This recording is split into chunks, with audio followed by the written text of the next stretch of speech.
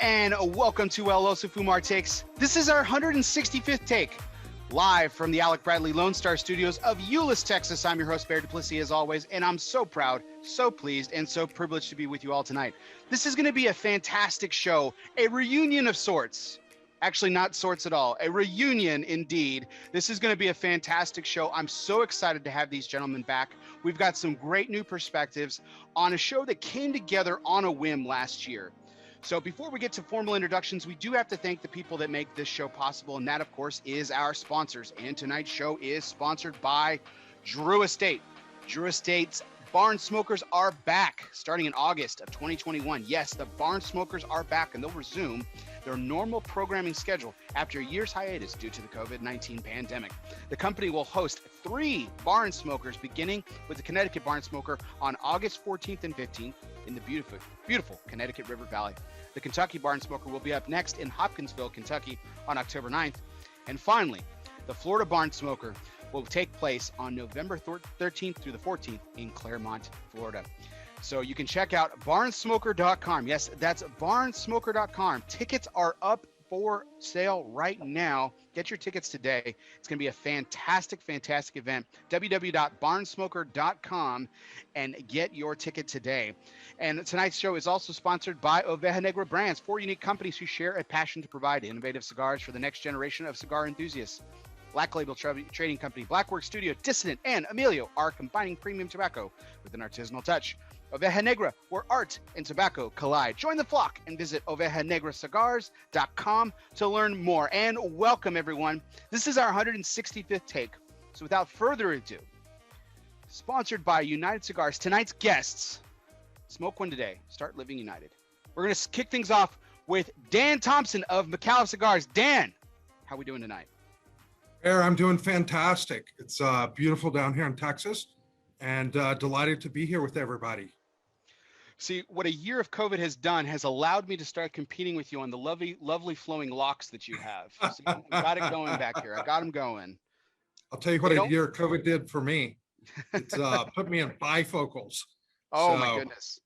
I'm trying to learn how to stumble through this where your plate looks big in front of you and everything else looks a little smaller out in front of you. I've always, one of my grandparents had bifocals and my mother did too. And I could never, I mean, first of all, anytime I put glasses on their prescription, I just start going crazy. Like it just hurts, but I could never understand how you could do that. How one could, I guess it's something you get used to, right? When you can't read anything because it's too small, you're delighted to have them. And the funny thing is the ambassadors coached me through the process. They gave me all these great ideas, and I'm thankful for what they had to say. So I can see you now. Fair enough. Fair enough. I do like the frames though. They're pretty good. I really think they're really nice. Our next guest actually has some really awesome frames too. He's not sporting them tonight, but that would be Benjamin Holt of Dissident Cigars. Ben, how are we doing tonight? Doing pretty good. But yeah, you're right. I'm supposed to be wearing glasses, and I'm not right now. It's okay. You didn't want to see me. That's perfectly fine. That's okay. No, but I mean, I usually need just to wear them when I'm driving or if I'm out, out and about. If I have anything close to my face, then I'm good. So, I mean, do you have several pairs of glasses? I feel like I've seen you in a lot of different frames. No, I just have one pair of black ones because it's my right eye that is jacked up. My left eye is perfect 20/20, but it's my right eye that's Oh, interesting. Yeah. Okay. So that's I only wear them like I said when I'm driving or out and about, doing stuff like that. So you have a prescription on one frame and then the other one's just glass? Yeah. Oh, interesting. Okay, cool. Well, that's you learn something new every day about people. I never knew. I knew that you wore glasses. So, and then lastly, of course, our final guest on tonight's panel, I'm pleased to bring back from last year, and he was at the epicenter of the light bulb that went off to have the first go around of this show. And that would be Mr. Bradley Rubin of Alec and Bradley. Brad, how are we doing tonight? I'm doing great, Bear. Thanks for having us all back on again. It actually feels pretty weird being the only person in Florida, and all of you guys I think are in Texas. So I think it's pretty weird for a cigar show that I would be the only one in Florida. But also I'm holding on to the fact that I don't need glasses at this point. So I was gonna say, I know. 2020, or you refuse to go because you don't want to wear glasses? 2020, the last time I checked, but I think that's about 10 years ago. So I'll hold on to that until I realize that it starts to get real bad. Yeah, my mother insists that I go to yes, I'm 37 and my mother still insists on I do things. But she insists that I still go to the vision doctor because she thinks that I'm gonna be that I need glasses. Because and in all fairness to her, I mean, she's not a negative Nancy. She's being realistic. I'm the only person in my family who doesn't need glasses. So I mean, I definitely feel fortunate there, but it's like I feel like, finally I said, Mom, are you just expecting for the bad news to come and this like the other foot to drop and be like, finally, see, I told you I was right. It took me 37 years, but you need glasses now. Like, are you just waiting for that to happen? I don't know, but so far 2020 in both eyes. So, Nice. and before last year, 2020 was actually a good thing, right? Exactly. Just what has brought us here tonight. So gentlemen, thank you so much. I cannot thank you enough for all being here. I really appreciate y'all returning for this show. This was such a fantastic show. Take 115 for those keeping score. It was such a fantastic show last year, and it was perfect to have all three of you then, and it's perfect having you guys back. So thank you so much. Glad to be back. Yes, sir. All right. Well, let's get things started with the proverbial icebreakers here. What's everyone lighting up? What's everyone smoking? I just lit up the Rant. Released last year. Terrific. Yeah, terrific. We'll be talking more about that cigar here in a little bit. What about Brad? I guess you're not. You're indoors, so it doesn't look like you're smoking. But I know you're drinking on something. I'm not smoking. If I were, it would be the new Kintsugi from Alec and Bradley. And then if I were smoking again, paired with, what am I drinking? Redemption Rye, I think I got. So pretty Terrific. Good. Pretty good stuff. You've been drinking more ryes lately, it seems like. Or am I just imagining things? I actually am. Alec has kind of put me onto the ryes a little bit. So he put me onto a Michter's rye not too long ago, and then also this Redemption. So when he puts me onto something and he thinks I'll like it, I usually accept it. And he hasn't been wrong yet. It's been good. Wonderful. Well, if you guys remember from last year, I did a Rochambeau to see who would actually be the cigar that I would smoke out of the 3Ls last year, and unfortunately, Dan's Micallef Cigars finished last place in that Rochambeau contest. So I thought I'd give him the honor tonight, and I'm pleased to light up what Dan has in his background here, the Micallef A. So that's what I'm smoking right now. I've got that lit up, but I said this to you guys before the show, and it sounds like I'm just kissing y'all's ass, but I'm totally stoked about tonight's cigar lineup. It's going to start with this A. I've got a Home 2020 from Ben. I got a Kintsugi like you had just showed there, Alec. And if I need the wrap up, depending on how late we go, I've got a Mundial from Alec and Bradley that you were kind enough to get for me. So I'm pleased with tonight's lineup very much so. But Dan, what did you light up? I loaded up tonight. I went with the Leanda Special Edition, which is rolled for us by Gomez Sanchez family in our factory in Estelate. It's a release that we did 2 years ago. I thought I was going to be smoking the Medallia Special Edition, but they're all gone. So I had to roll back to the previous one.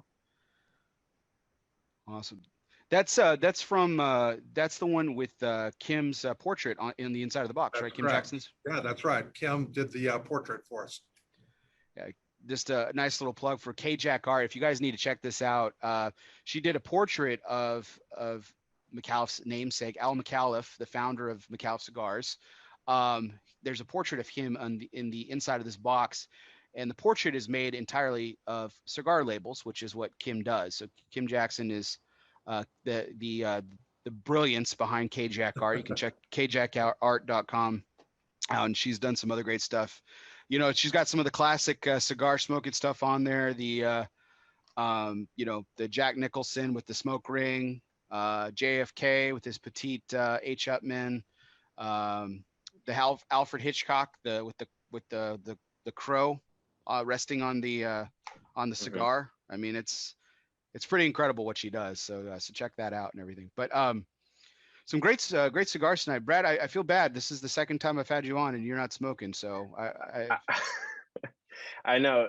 So I thought I ordered one of those lights that you can attach to your laptop or your phone, and I was going to use that for any time that I was doing these shows at home, and I realized I never got it in. And I try not to smoke in the apartment, even though I could, but I don't want to stink up the place. So it's not a big place. So I just try and keep it as clean as possible. You're a good man. It sounds like you're an even better roommate. I'm not. I'm really not. Honestly, I'm a terrible roommate. But one little thing at a time, and then you get better and better. Fair enough.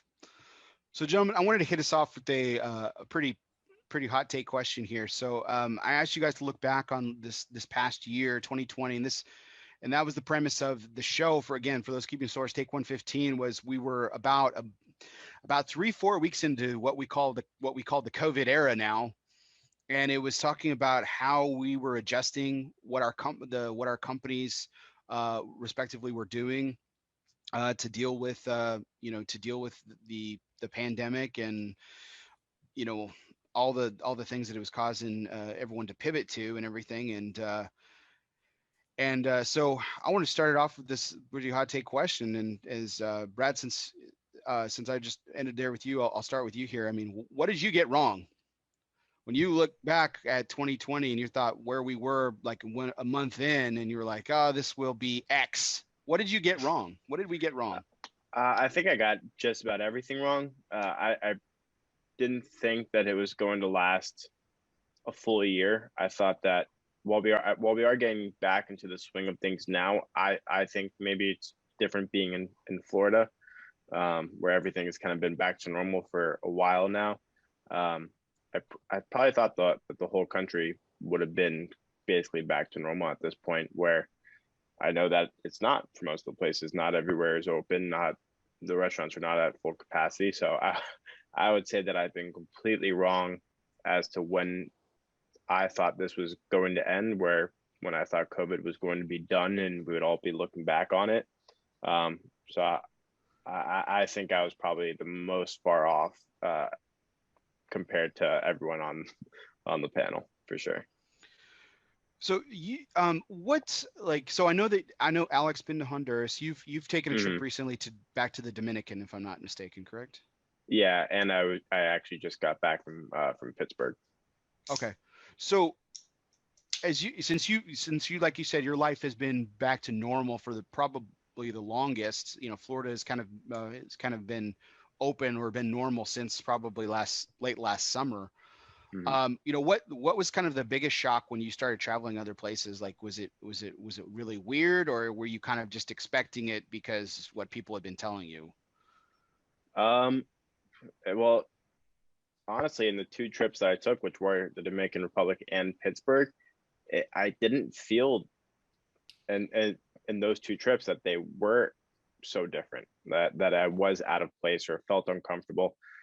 I felt like I was on a normal work trip. I felt like I was going to accounts. I was doing events, and except for people walking in with masks and then taking them off to go enjoy their cigar, I wouldn't say that the events were any different. Plenty of people came to all of my events, so it didn't seem like anything had changed. It wasn't slow. People didn't seem afraid to come in.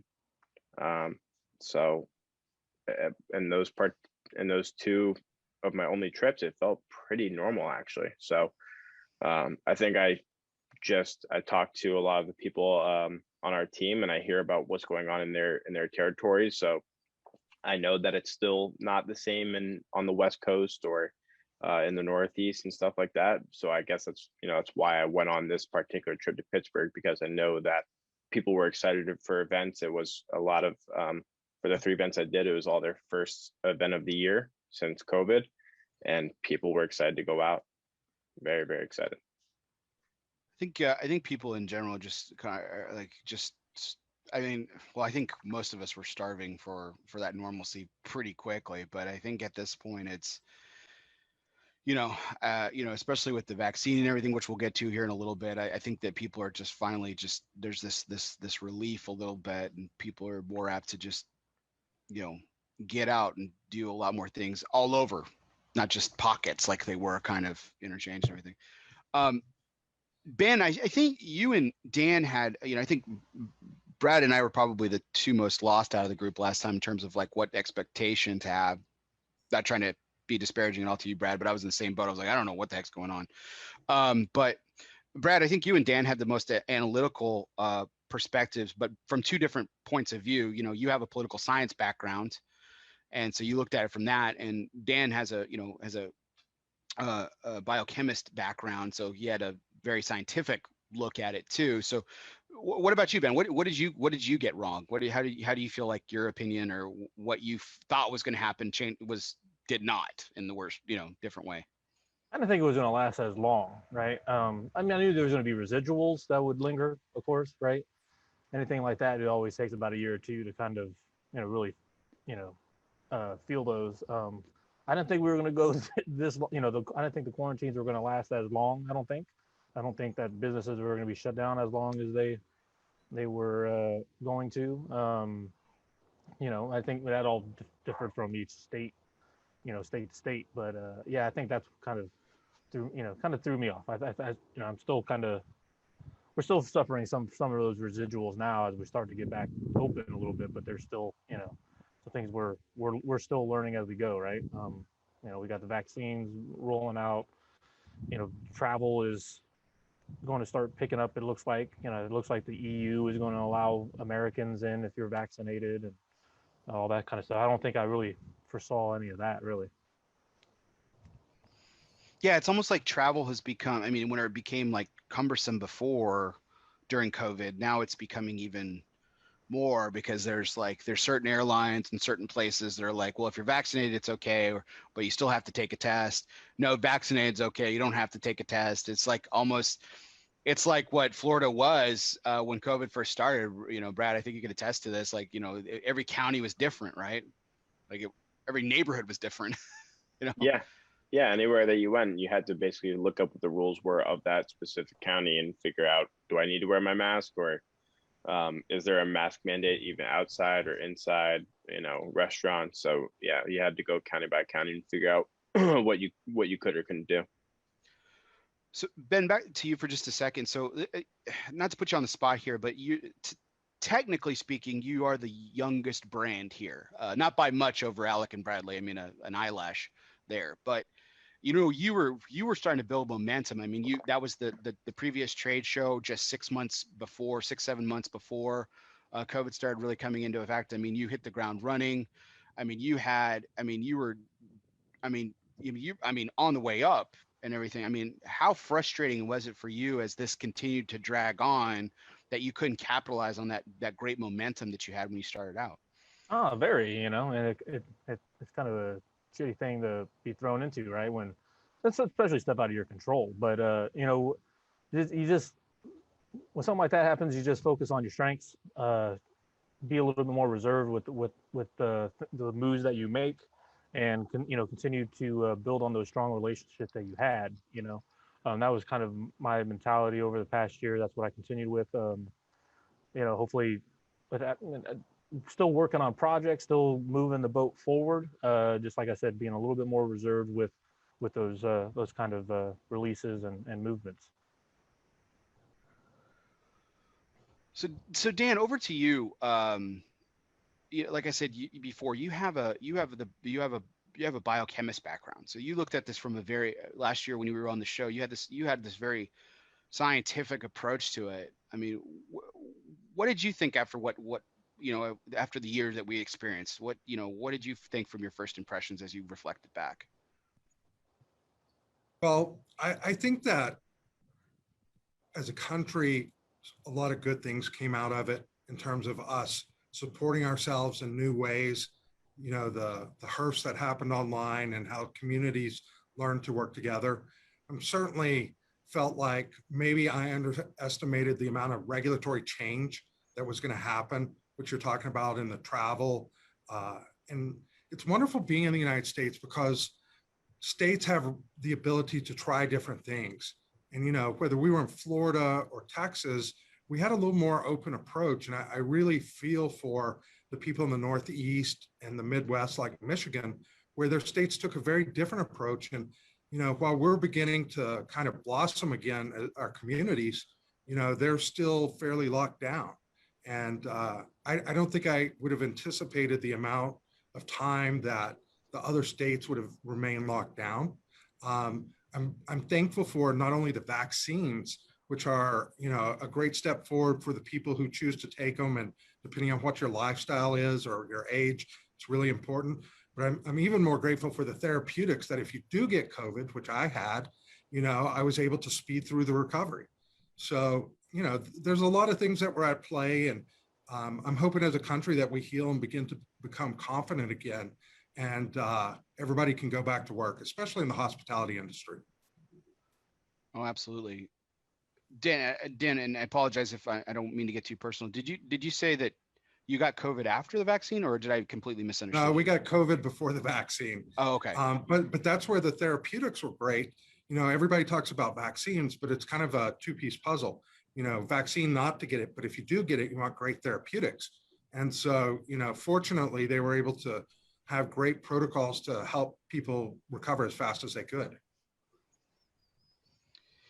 Yeah, I was, you know, I think at the, you know, this time last year, I think, you know, out of the four of us, I don't think any of us, you know, maybe one of us probably knew someone who knew somebody who had it. Sure. But now a year later, I think it's touched us all. We've either, you know, in Dan's case, we've had it, or you know, we know many more people who've come in contact with it. Luckily, you know, knock on wood, I wasn't, you know, one to catch it, but my entire sales team did for my day job. And I mean, at one point, I mean, it was just crazy. I couldn't believe it. How quickly it got, you know, so close into the 7 degrees of separation. It was 1 degree by the, you know, by summertime, which was just, it was just crazy.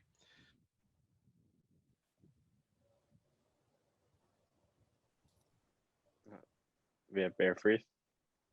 Yeah, he probably dropped. Bear may have done his first drop tonight. He's going to leave it in our hands. So Dan, were you the only one that got COVID? Did you get it, Bradley?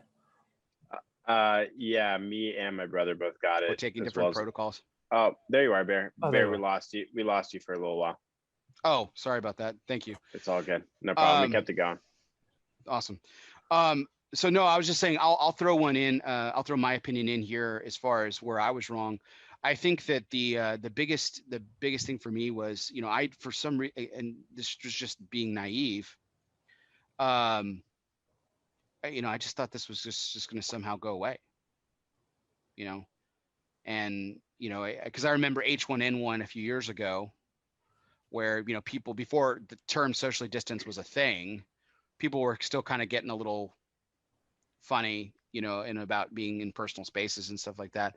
But then it just, quote unquote, went away, and, you know, things went back to normal and stuff. And I just thought that was going to happen, and boy, was I wrong.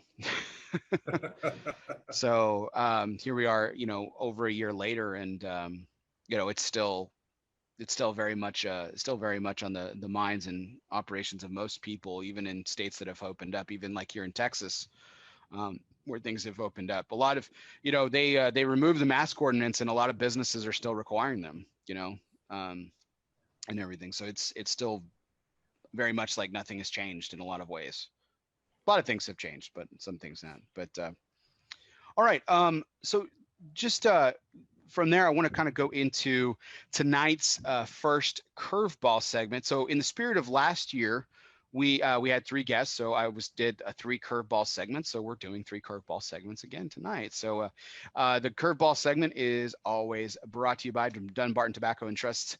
It's the Dunbarton Tobacco and Trust curveball segment. Fastballs or curveballs, it doesn't matter. Since the company's inception, Steve Saka has been knocking them out of the park 6 consecutive years.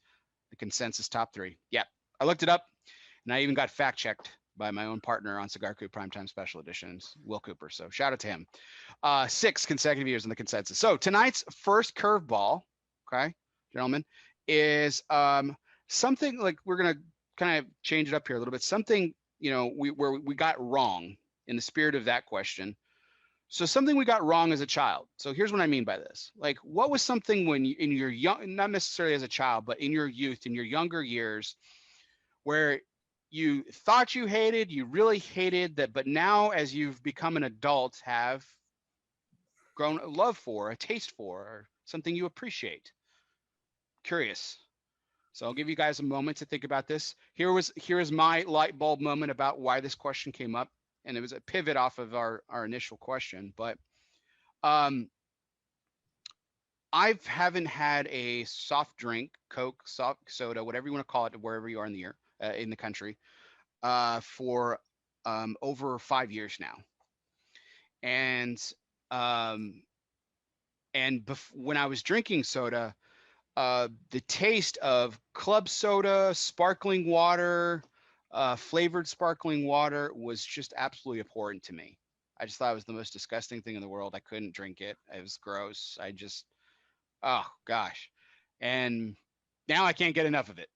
I drink sparkling water all the time. I drink bubbly like it's going out of style. I mean, I'm constantly looking for flavored sparkling water drinks. And the thing is, it's where the sweetness was so light when I was drinking soda. Now it's like these drinks are so almost too sweet. It's kind of crazy what soda does to your head and stuff. So that's kind of my thing when, you know, when I was younger and everything. I just thought it was the most disgusting taste in the world. I couldn't imagine why people drank it, and now I can't get enough of it. So that's mine. So Ben, we'll go to you. Brussels sprouts. I love Brussels sprouts now. I used to hate them as kids. You know, now as an adult, man, there's different ways you can make Brussels sprouts and they taste good. Put some balsamic vinegar on it, you know, fry it or grill it, you know, put some bacon bits on it, and Brussels sprouts. Absolutely. I think that can be said about a lot of things when we were kids, about like vegetables in general. Like they were just like everyone's answer to like vegetables was just boiling them and like a little bit of salt, maybe salt, right? Yeah. And then, exactly. But yeah, now you can make spinach delicious. You can make I love Brussels sprouts too. You can make Brussels sprouts delicious, green beans, everything. I'm a big foodie, so like, you know, learning new ways to cook something, eat something. You know, I'm really like a 500-pound dude and like a 200-pound frame. Honestly, I will eat all day if I really like it. But yeah, I mean, I still hate tomatoes though. Still hate tomatoes. So raw tomato or just tomato in any form, like just tomato sauce, ketchup, like all bad? Raw tomato. Raw tomato. Yeah, I can't do raw tomato. I mean, I can do it on a pizza, you know, if it's cooked. I can, like, you know, tomato sauce. I like ketchup, you know, all that kind of stuff. But I just hate a raw tomato. That's why if you put it on my hamburger, I'm not going to eat that hamburger. It's just tomatoes. I didn't hate tomatoes until I left my home growing up. So we grew tomatoes in the garden. So I always had farm fresh, like garden fresh tomatoes. And like, I wouldn't use ketchup as a kid on burgers. Like I would just cut a thick slice of tomato out of our garden and put it on there, and it's delicious. But apparently tomatoes everywhere else are just gross. So I'm with you on that. A little reverse, but I think it's just because I was spoiled as a kid. You just don't like the taste. All right. Brad, what about you? I'm not even lying. Ben took like everything I was going to say. I was going to say Brussels sprouts, like broccoli, like carrots. I was like, I just vegetables as a kid didn't like, but my number one thing I was going to say was Brussels sprouts. So Ben literally stole all my answers. And also I don't like tomatoes except for ketchup or like diced tomatoes. So I'll just refer to Ben for my future answers on things like this. 2 peas in a pod, you know, vegetable. Yeah, man. The vegetable thing. I can't believe it. Isn't it weird though? Like I don't know if you've had this experience, Brad, with vegetables. Like when I was a kid, I didn't necessarily like a lot of them either. But it's strange now. I'll eat them, and I enjoy it, but it still nostalgically brings me back to my parents' dinner table. Yeah. Asparagus. Where I hated them, and it's weird. Right back. Yeah. I was like, I don't want to eat this. I want to finish it. But now I'm like, oh, great. Asparagus, Brussels sprouts. Love it. Thank you. Like, I'll eat it all day. But it does bring me back to the fact that I didn't like it at one point. My parents were like, yo, you're eating this. Awesome. Thank you, Ben. You're welcome. Dan, what about you? You hate tomatoes too, or like, are we gonna make this a? I'm anti-Brussels sprouts, pro tomato. Oh, okay. So you're the opposite. All right. He's trying to start a fight here. Here we go. No, sincerely, Dan. Before we start on this Brussels sprout kick, what were you thinking about? What did you think? So, as a kid, I hated structure and I disliked constraints. And as I've grown, I realized that structure allows us to do things in a really consistent way when you're trying to deliver a set of experiences, whether it's our products or our ambassador program. And being constrained drives creativity, which really unleashes a lot of wonderful things. And so certainly as a kid, I hated structure and constraints, and now I love them. Dan proving again why he's got the science background, man. He's got the analytical answer here. What is it about those two things now that kind of like, again, obviously you hated them as a child because, I mean, they restricted you, Right. but what is it about that I'll ask it this way. What is it about them as an adult that's freeing? Well, what's very freeing about structure is when a team or organization understands the structure and they all know their positions, they can play the best possible game on the field. That's structure. And constraint is something that we all suffer from because nobody has unlimited resources. So learning how to say no to different projects or being able to say, hey, how are we going to rethink this completely? We're not going to the trade show this year. That's a choice so that we could put more sellers with retailers across the country. And, that's our choice this year. As our business continues to grow, we may change that position, but that's an example of how we turn a constraint into a really powerful relationship. I just want to point out, shout out to Jay Davis for pointing this out. Dan and I are also apparently the only real tobacco lovers here because tomato is a member of the nightshade family, which tobacco is. So apparently, secretly, Ben and Brad don't like tobacco. I'm just kidding. This is how rumors get started. But no, I thought I think that's an interesting thing. Like, kind of look back, as you change. You could look at back this in terms of like one's own life personally. Or look at it in the way that Dan did, where he took it personally, and then he also applies it to like where we are in like our business and where we are in our life, today, how things can change over time is interesting to me and always has been. I was I don't know why I was just speaking about food again, but like I was really strange as a kid. I didn't like mashed potatoes for some weird reason. And then like one Thanksgiving dinner, I had them and it was like the greatest thing on earth. And I think I ate the entire bowl. I don't think my family got any mashed potatoes that Thanksgiving. Let me ask the group this thing. Do you feel like it's going to continue in life? Like, not like use this as an example, right? I mean, do you, maybe not tomato specifically, but the tomato example, Ben, Brad, do you guys think that, 25 years from now, there could be something that you don't like today that you could come to love? Or do you think it's like a one-time transition, child to adult? I'm just interested to get y'all's response on this. Well, I hope it changes because that's what makes life interesting, right? Hopefully there's other things I can learn to enjoy, but I don't know, how the body usually works though when it comes to taste buds, as you get older, taste buds start dying off. So, I'll probably be that old guy, sucking on that hard mint candy or something, thinking it's the best thing in the world. I hope that's not the case, man. I like food, so hopefully, that world will open up to me a little bit more and I'll be able to enjoy, other foods that kind of turned me off in the past. We'll see. What about you, Brad? I think it changes. I think everyone's palate, their interests, food they like, it all changes. It's just, one is a matter of time and two is a matter of the person. If you're not willing to try new stuff, then you'll never see if you like it the second time around. So recently, again, I started trying mushrooms again. Still don't really like them. I am warming up to them a little bit, but Like if it's finely chopped up, I could do it, but like big mushrooms, no, thank you. So, you know, do it in small doses, try it every few years to see if you like it again. And if you don't like it, you don't like it. But if you're stubborn like I am, then you may not try those new things ever again. And you'll just say for, you know, say for your entire life that you just don't like something. You know, you and I've had this discussion before, Brad. You've said this a lot of times, and I keep hearing this over and over again. It's a recurring theme of you being stubborn. And I've honestly yet to, I mean, I'm sure I will at some point, but I've honestly yet to see it. Like you're an incredibly open-minded person. You're up for trying things. So it's just, it's weird to me when you say, you know, you're just like, oh, I'm just like the world's most stubborn person. I mean, I believe it. I'm not calling you a liar. I'm just like, no, I wouldn't say I'm the world's most stubborn person, but like, especially when it comes to food, I've always been a very picky eater. So it wasn't until I, you know, got to high school that I started trying more stuff, and then college, and then after college. So like I said, like mushrooms, I recently started trying again.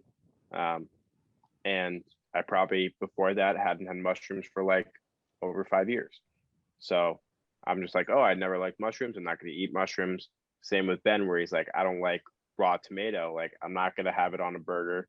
I did try it on a burger, I don't know, 3 months ago. But before that, it was probably like over, you know, 7 years.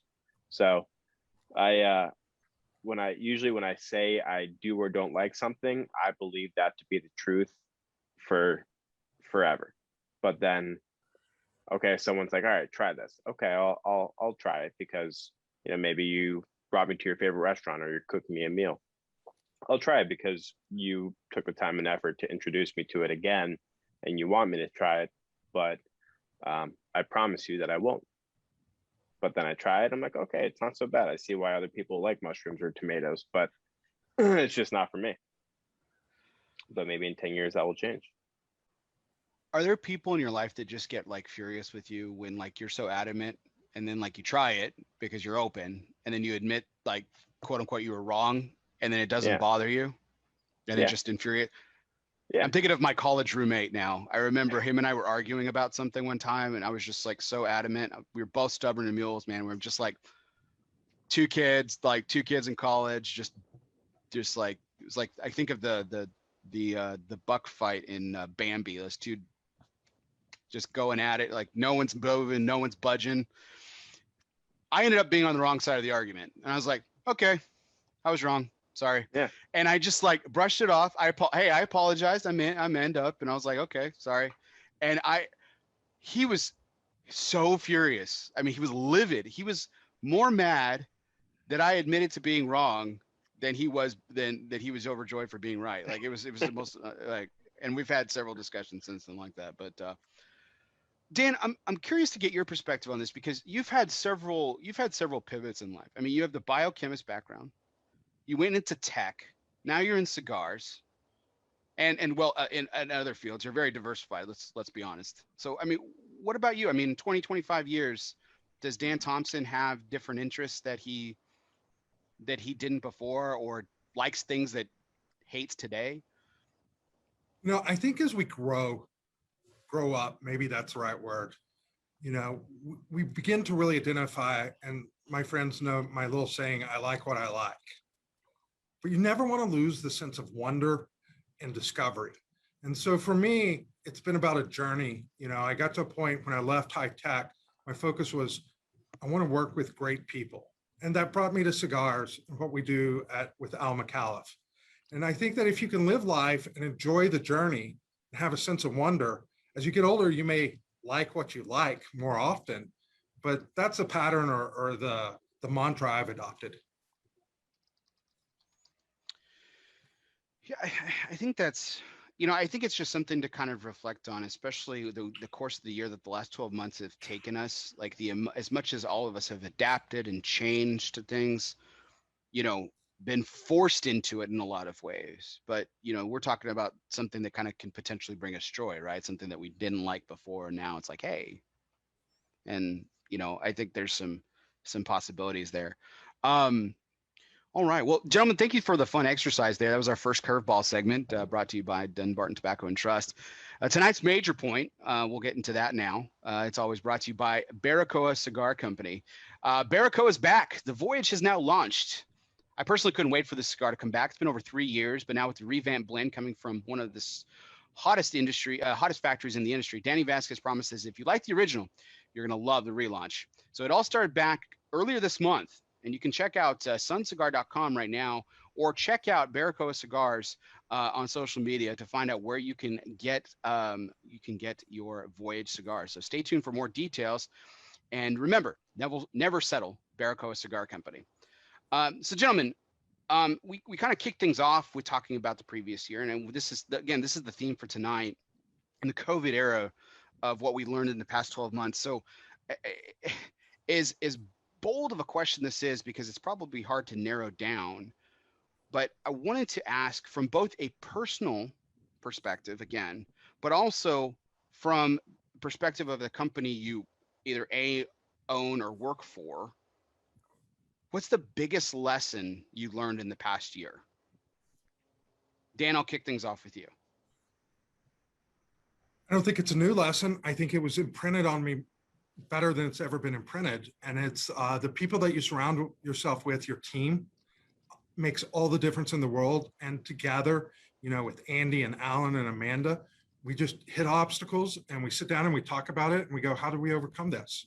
And because we each have each other's back and we know that we're going to do this as a team, it makes the journey a lot of fun. It seemed like, Luciano was in the chat asking a second ago about is tasting something you can learn? And we can unpackage that question here in a little bit, but specific to your response there, Dan, I think Micallef taught us all an invaluable lesson this past year. I want to give you guys a lot of credit, and I've done this before as well. I think there were a lot of companies, including the three that are represented on this panel tonight, that did a sensational job in what we refer to as the COVID era in various different ways. But what I think Micallef was best at, to your point, was learning along the way. It just seemed like we were constantly learning alongside your learning, if that made sense. Is that fair? Yeah, the thing that I love about our team is we're not afraid to do things. We come from different industries, and when you put that kind of diversity together, you look at things differently, and that's where the constraint thing comes into play. When you've got constraints, this year it was COVID that was placed on us.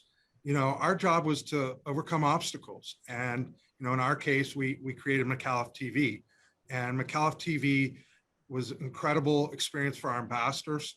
And it was wonderful to connect with people from across the industry and what we call off the record. I learned so much from the interviews of guests from other cigar makers or brands that came and joined us. It was kind of like doing a master's level class in the cigar industry throughout the year, listening to our guests talk. So it was a wonderful experience for us, painful at times, but it was great. And, our retailers received some of the ideas that we had, moving to some hybrid events where we can incorporate people in on the Zoom experience with what was going on in the stores. And it's been a really wonderful formula for us and our business partners. I think so. So give credit to Jay again here a second. I think that, again, the same could be said for all three companies on the panel. And I'm not just saying that because all three of you are represented here, but Jay said that Micallef is really unique. It feels more like a lifestyle brand. It's a complete experience that you guys provide. I think it's a big compliment from one of your retail partners. But to all these lessons that you were learning, Dad, I want to ask this again. I think it's unfair for me to say what's the most important or the biggest lesson. But what was the most surprising lesson that you learned? What if you can remember a moment that caught you off guard? You're like, wow, I didn't know that. Like, it was just incredibly fascinating to you. I'm sure you have a couple, but what comes to mind? I didn't realize what a exciting, amazing, sometimes shocking experience it would be when we took our sales team and we enabled them all to become on-air personalities and just really be themselves. We didn't want to change the way somebody was. You know, I came from a different environment where everybody kind of had to follow some corporate guidelines. And we just said, let's open it up. And the things that we found were awesome. And, you know, you always hear the statement, when people get a chance to be themselves and be real, they can do incredible things. And we lived that this year. When our sales team became themselves out on the internet, in the retail stores with the ambassadors, it was an incredible experience.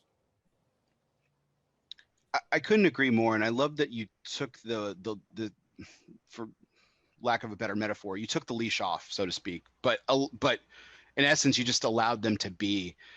And I think that can be said, the same can be said about, you know, and I listen, I enjoy talking to all three of you off air. I think you three have the most unique personalities in the cigar industry with really great perspectives. But I have to say, my conversations with Ben off air are some of the most fascinating things. I mean, we've talked about everything from political science to, you know, to history, to cigars, to food and drink. I mean, we have these varied conversations that they kind of just span the gamut. But I find Ben to be one of the most fascinating people I've just met, period. And that's something I've seen, noticed in you, Ben. I know I've seen you on, I've had you on my show a couple of times, but I've seen you on other shows, and it's like you've really opened up a lot. You know, is that one lesson that you learned in the past year, like just to kind of be yourself and let it show a little bit more? Or what lessons have you learned in the past year? Yeah, I think, you know, that was kind of, you know, personal realization. I mean, you already, you know it, but it was kind of reiterating that lesson again. You know, when you're on lockdown and all you got really is yourself, you know, you got to kind of re-explore yourself a little bit, right?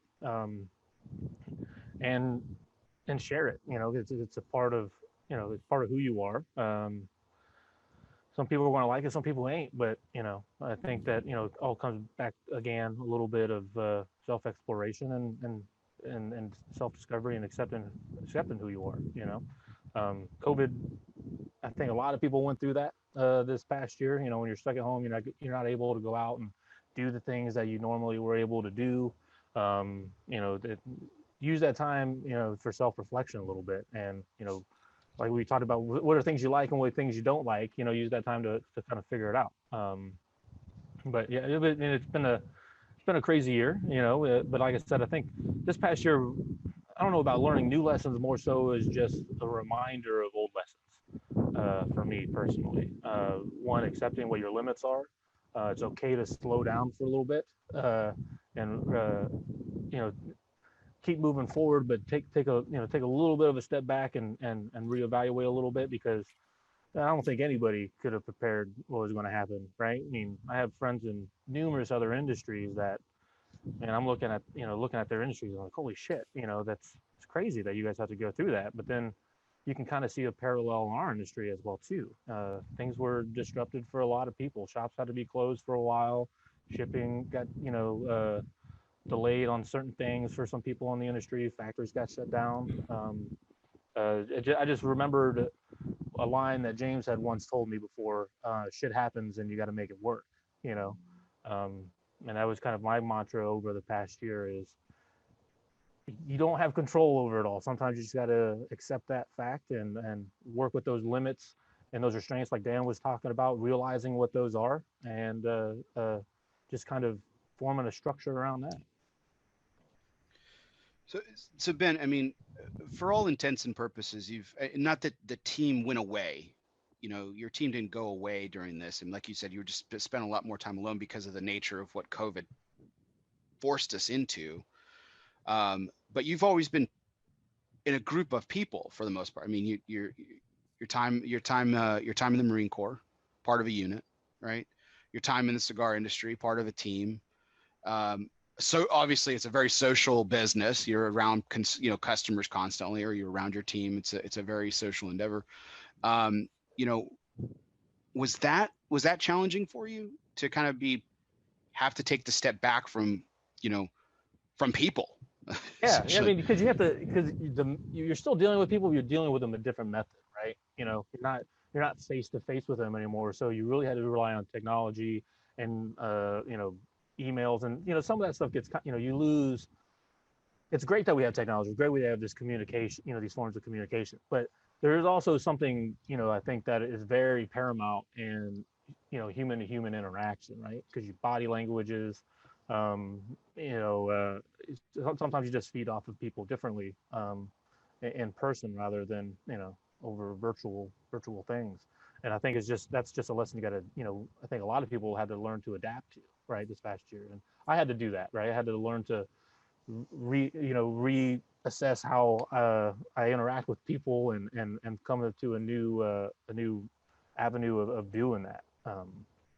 Which was, I know I'm probably the youngest guy here, but like I'm still one of those old carburetor analog kind of guys. Technology to me is I'm still trying to understand. I still don't even know all the full functions of my iPhone. So it's been a big learning, had a big learning curve, I had to overcome. But well, it's not you, Ben. The batteries die after a while. That's just a known fact among everybody. So who has an iPhone? So don't worry, it's nothing you did. My mother asked me that question, harken back to my mother being entered in a conversation here. She's like, I don't know what I'm doing wrong. I'm like, you're not doing anything wrong, Mom. They just die after a while. Well, what do I do? You get another one. Yeah. So, plug it in, charge it. She's like, well, I can just keep it plugged in. I was like, Mom, that's exactly what your landline is for. So,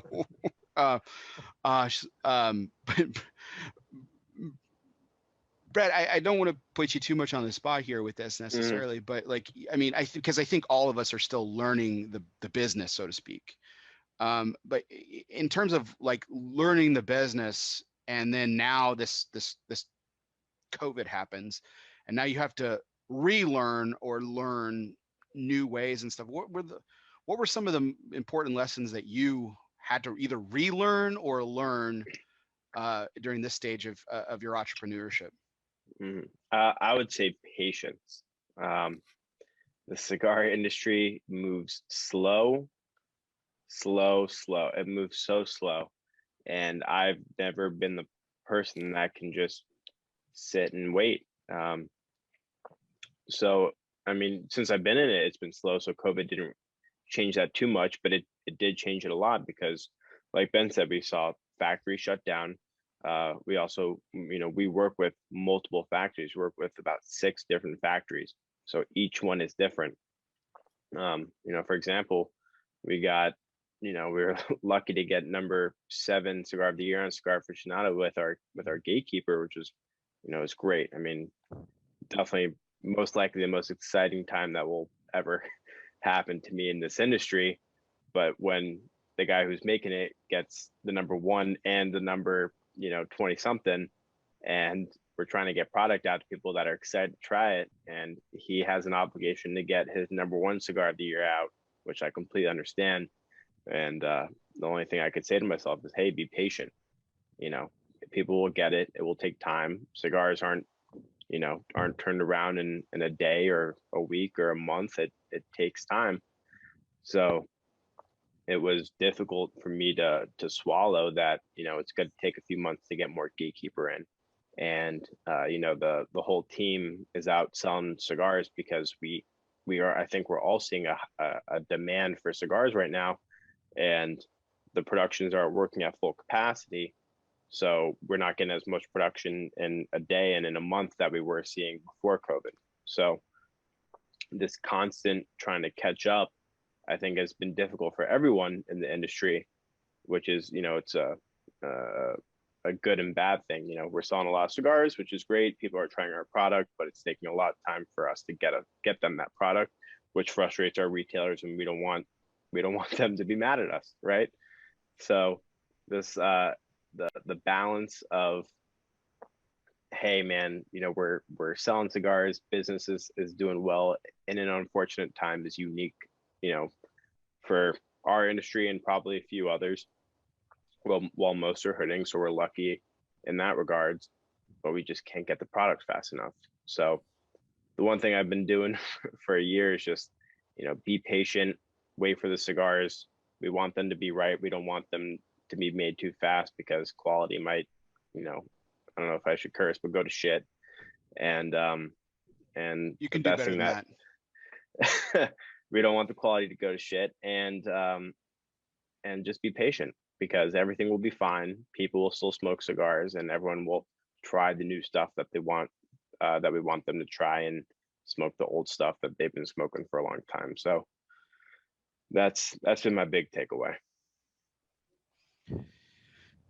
Dan, if memory serves, Micallef was, I think, at least in the context of the panel tonight, I think was the only, y'all's factory was the only one that didn't do a shutdown. I think you guys instituted different protocols and things like that, but I don't think there was ever a shutdown. Is that correct? I can't speak for the others, but certainly in Esteli, we were able to work with the government and their agencies to implement the protocols that they wanted to have happen. But the thing, it sounds good that you're running your factory, but we found ourselves where we couldn't get key people into Nicaragua at the time when we were working on bringing a blending project to completion. So yes, we were able to effectively run what we knew how to do in the factory, but we weren't able to make changes and do some of the ambitious ideas that we had. I think this was a frustrating point for all three of you. Although if I had to make a wager, Brad, I think that Alec was probably more anxious than you to get back down to Honduras and the Dominican. Not by much, mind you, but I'm sure he was just, I felt like he was chomping at the bit. So from your, am I right? Is my assumption right, Brad? Yeah. Oh yeah. Alec Okay. is just in general a very anxious person, where I'm always been a very calm and relaxed person. So he was absolutely itching to get down to the factories, get back on the road, just get back to normal life again. So you're dead on.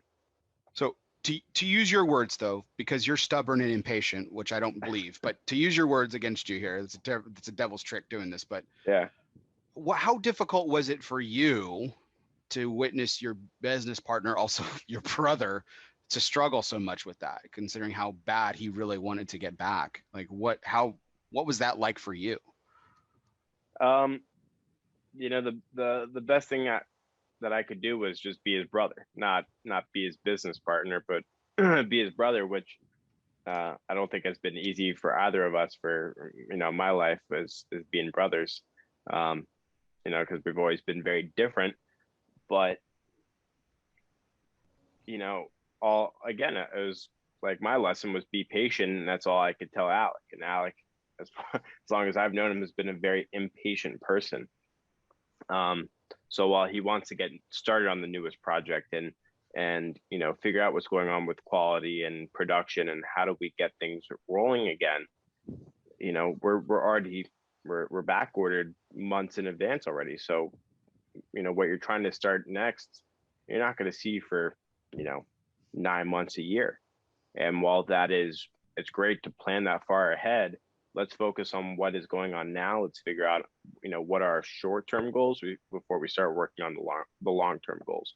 So it was difficult to see Alec frustrated and impatient, just like I am. But the best thing I could do was just talk to him and be like, hey, let's figure this out together. And we did, and we're still working on it. But, he's been there for me and I've been there for him. So it's worked out. Ben, I wanted you to chime in here. So you were starting to go down to Nicaragua regularly to work on production, because again, you're launching this brand, kind of. With all respect to Oveja Negra and James and Angela and their team there, but you're doing this kind of on your own. You're working with people, obviously, but to not be able to travel and talk about these projects, working on projects from afar, I mean, that had to be a major shift. Yeah, it sucked me. I was good to a degree because I already had Rant Rave and Tirade already slated and getting that stuff ready to go. And then I had, another project up my sleeve as well too, that I still want more time to work on with, packaging and stuff like that, but the cigars are great. And so, yeah, it did suck. 'Cause I'm one of those people, like, I love the factory. I love going down there. And like I said, being in person with James, you get the creative juices flowing and the fun part of being in this industry for me really takes fold, you know? So for the past year, not be able to go down there, and it did suck, but you have to adjust your expectations, right? I think a lot of people had to do that this past year. I have a great factory. You know, those guys down there are awesome. So stuff can still get done, but yeah, I mean, the fun part, you know, you kind of had to take a back seat a little bit.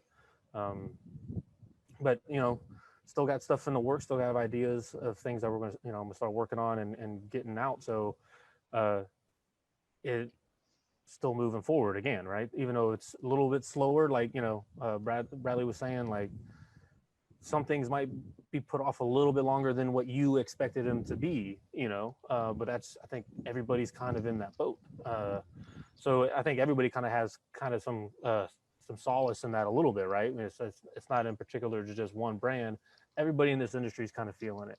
So, you know, you just got to realize that, adjust those expectations, readjust your plan a little bit, work with what you got, and try to make the most of it. And even that could be frustrating, because I'm kind of an impatient guy as well too, you know, especially when I get an idea in my head, I want to, you know, tackle it and get it going, because I'm excited about it and I want other people to feel that excitement too. But, you know, COVID happened, and, you know, readjust. Obviously, Ben's been down to Esteli, Brad's been to Honduras and the Dominican. Dan, have you ventured down to the factory in Esteli? You know, we're set up a little different at Micallef. We have a gentleman named Alan Davis, who's the president of our factory, and he offices with us here in Weatherford. He has been down. He got down in January. You know, the thing that I think that we all experience and we don't always say out loud is, you know, once you made a cigar, all the components that go into it for packaging have to be proofed. And so last year was a great example of where our ability to proof things was very, very challenging. You know, you can't look at something on a video screen and see if it's the right color. And, you know, you make the best decisions you can at the time. We all experience this. I think it's amazing what everybody in the industry was able to achieve. But certainly put a little hit on those special projects that we were building and we thought might be coming earlier this year, and they're going to be a little further out. I asked that question poorly, Dan. Have you been down to, as period, just ever? Have you been down to the factory in Esteli ever, or? I've been to a lot of people's factories, but I've never been to our own. That's what I thought. Okay, so I have a question. Just keep a pin in this, but I want to segue off of your thought there, because the three projects that you all are actually, you know what? Let's keep that one, because that was a great point. I'm sorry, I'm all over the place, but so the consensus that I've heard, and I have experienced this too, down in factories, is that the cigars smoke amazing here in the United States, but they smoke so much better in Nicaragua, Honduras, the Dominican. Are we all of that same opinion too? Yes. Absolutely. Yep. Dan, your thoughts? Other factories that you've been to, they smoke better down there than they have up here? Everything tastes great when you're in the Caribbean, right? Okay. It's hard, you know, changes in latitudes, changes in attitudes. Okay, so with that, right? So with that, that's a frustrating point, right? You're down there, they're smoking, they're phenomenal, and then you come back and they're different. Not worse, not terrible, just different, right? So now that with COVID, we've had the situation different. Now we don't have that experience. Now we're getting a product here first before we get to try it. And so we don't have that experience of trying it. So how did that change you all? Like, did that enter into your process at all? Did that the fact that, oh, I'm tasting the opposite end of this normal experience I'm used to, did that come across to any of y'all? I'm curious. I mean, not for me necessarily, because like I said, I had already worked on those cigar, you know, a couple projects before COVID had dropped, so I knew what those are going to be. But I'm also lucky because, you know, me and James have a different kind of relationship. You know, we've known each other for a long time. He knows what I'm going for. Me and him have, you know, pretty similar palates. And you know, if he tells me, hey dude, this ain't what you were going for, then I know that he knows what I'm talking, you know, he knows what I'm going for, and maybe we need to go back to the drawing board or let it rest for a little bit. You know, I have utter trust in him in that, because we've been doing stuff like this for so long, and we have so many similarities and commonalities in that area. So for me, it wasn't a huge stress because of that partnership I have, and because I've already did some of this stuff pre-COVID. Spoilers, Ben, because we're going to have you and James back on the show here in a few weeks to talk about your relationship. So let's, spoilers. Okay. No, that is a great point. Like when you have that kind of different partnership, it obviously it created a different context for you. Dan, Brad, your thoughts? What the reverse of this normal smoking experience? What were y'all thoughts? Dan, you want me to take this first? Yeah, sure. So I would say that it eliminates that first experience that you talked about, where everything smokes great in Nicaragua, Honduras, wherever you're making your cigars, and it gets you to the next point. So I would always, you smoke, let's say 5 really good cigars in Honduras. You go, okay, I want 5 bundles of that. I'll take it, ship it to the office. And then a month later you smoke that, you're like, all right, now I got 2 or 3 good cigars, so now we're eliminating. And so that just eliminates part of the process where you don't have to be at the factory and working on the blend then and there. So it actually is a bit of a help, where you get your 5 cigars, what you do or don't like, without the expectations of, oh, I know I really like this when I smoked in Honduras, and I know I kind of like that one when I smoked in Honduras. It gets rid of that whole thing.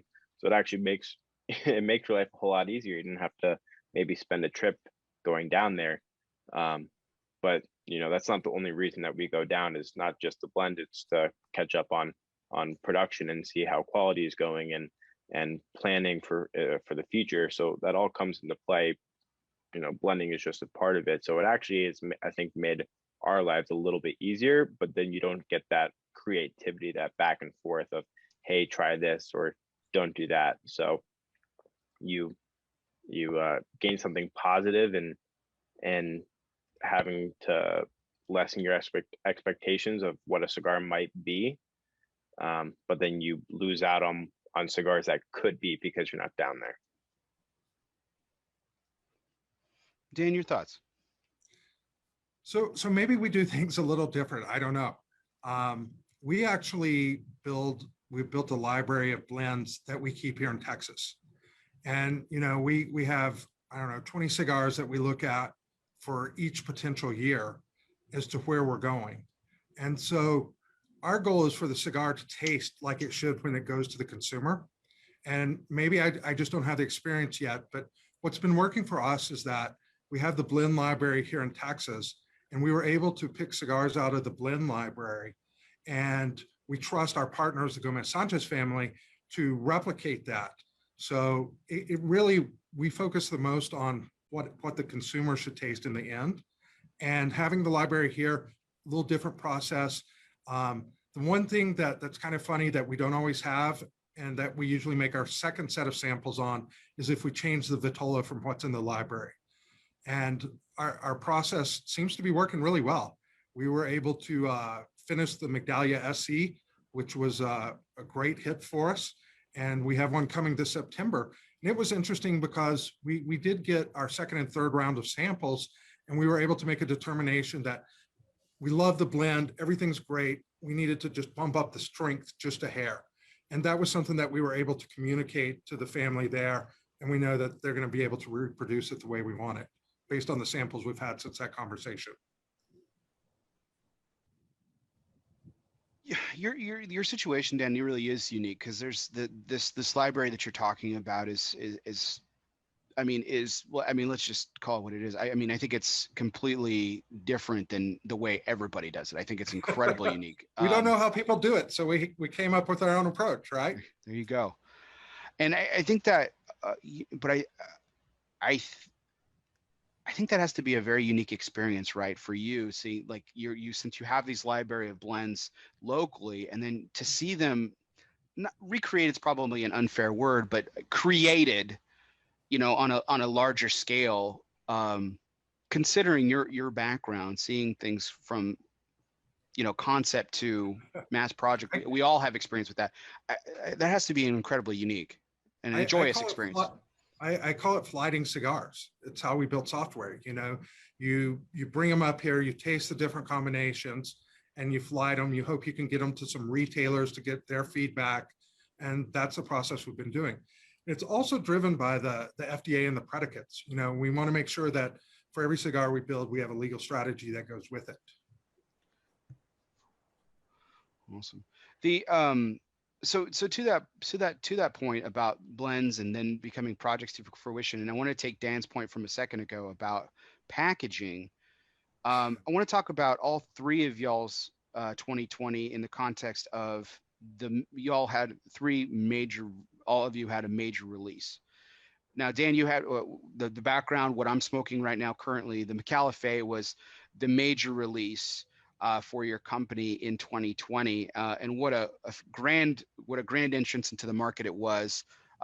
Speaking of unique, an incredibly unique entrance into the market, and then on top of it, I mean and I'll get into this with you other two gentlemen too.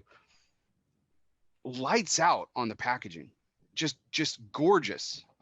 From top to bottom, the way the cigar looks, without the label, the box, everything is just, I mean, talk us through this whole process.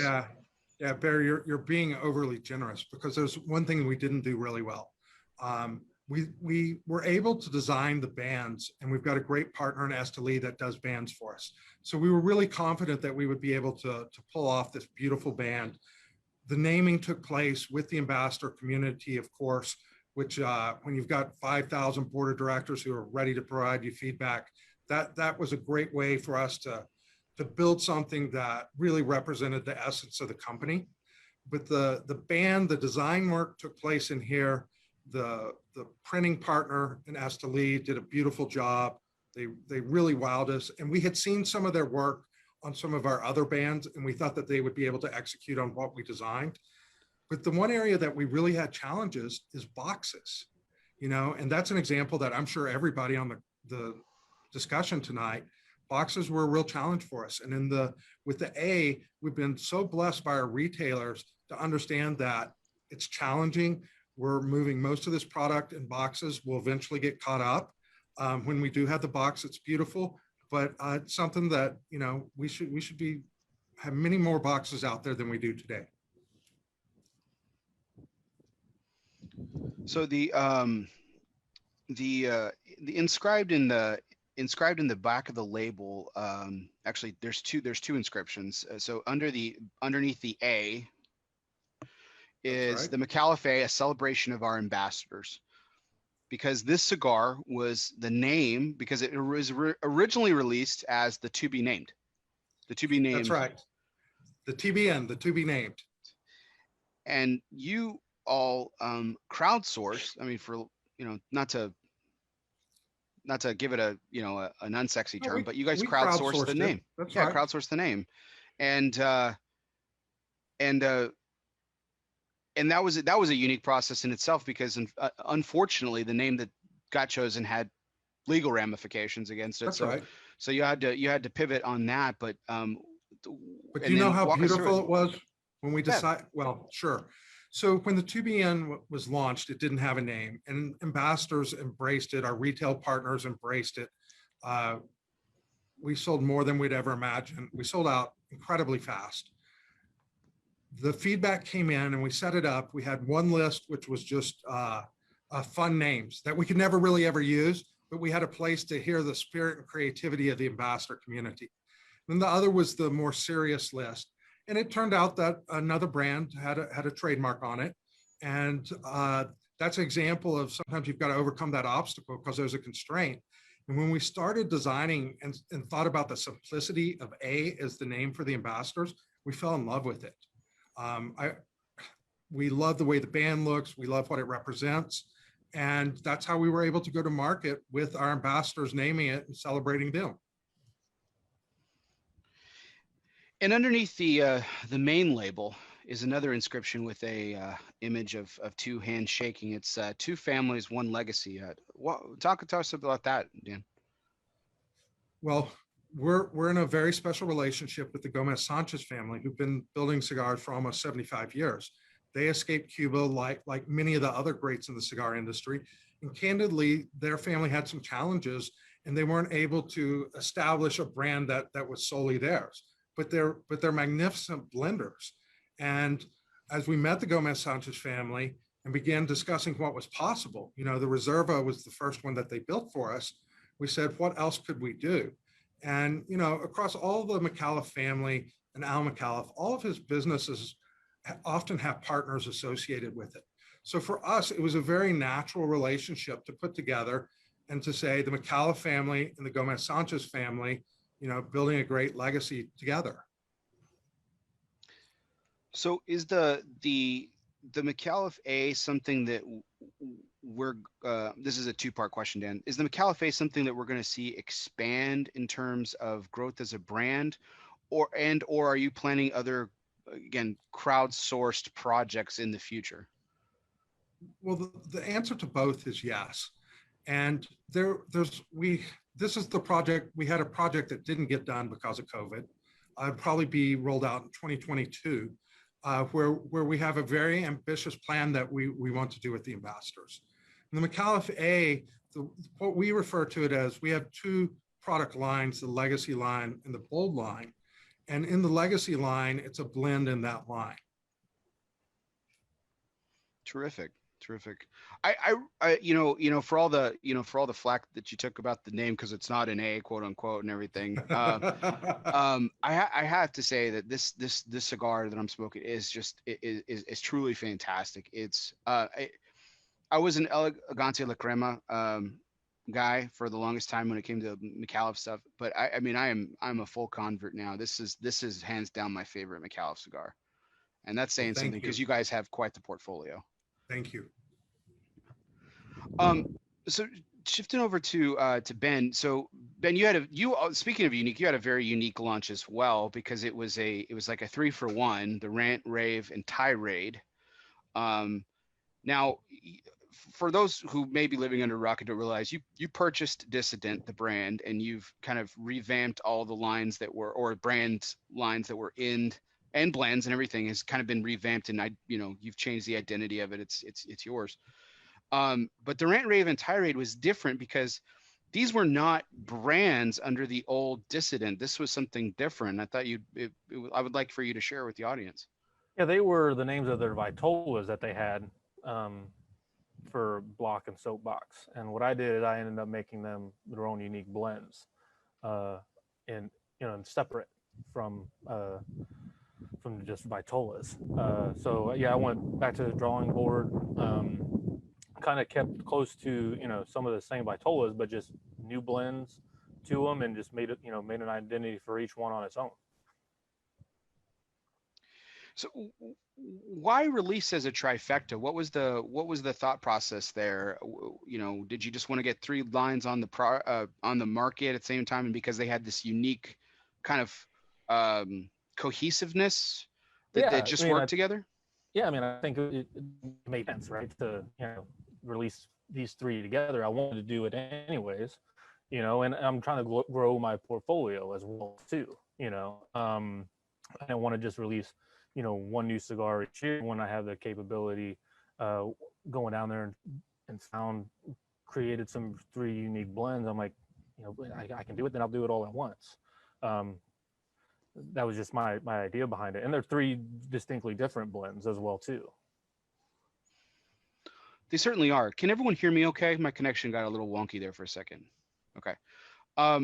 So with the Rant, Rave, and Tirade being so distinct and everything, were you worried at all about them standing on their own as individual brands and not as this collective unit, or because of their uniqueness, you knew that they could stand alone? Because of their uniqueness, I knew they could stand alone. Again, I'm trying to grow the portfolio. So I intentionally wanted them to be 3 different ones. They go together in a sense, Rant, Rave, Tirade, that cohesiveness. But I also want them to shine on their own. I know it's just how it is in the industry. Some people like Connecticut's, more so than anything else, so they're going to gravitate probably more so toward the Rave. Some people like that, that strong, deeper flavors to it, and they're, ramp's, going to be right up their alley, or the tirade, if they want a little bit more of that spicy kick, the San Andreas, so I wanted them to stand on their own, and I want them to hit different demographics in the cigar industry as well. Because I am totally guilty of this, having this discussion, like, which one do you like better, blah blah blah blah blah. But like you said, there's individual things. So how many times have you had that discussion with consumers? I mean, quite a bit. Everybody has their favorites, of course, right? And I knew that going in. That's why I blended them the way I did. Of course, I wanted to like them. I think the one that I really didn't care if people liked at all really was the rant. I mean, that was just someone that I loved when we blended it, and that was just kind of something I wanted to do for me personally. Have on the market, that one is really a representation of kind of my palate. But of course, I love all three of them. I wouldn't have released them if I didn't like them. Yeah, each different areas, different places throughout the United States, different people like it's weird how the United States is kind of like that, right? Like certain areas like certain flavor profiles more than others. So of course, some of them might do better in other areas, vice versa. But they've been a hit. I know we were talking about this before the show, Dan. Forgive me. I hope I'm not speaking out of turn here, but Dan and I just fell in love with the Rave. I mean, I think that cigar. Absolutely.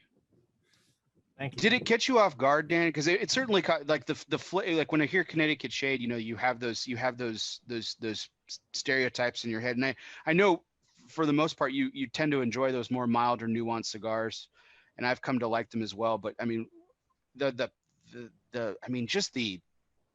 flavor out of that cigar just caught me off guard, and just how just overwhelming has such a negative connotation, but just overwhelmed the palate with just this complexity that I just really enjoyed.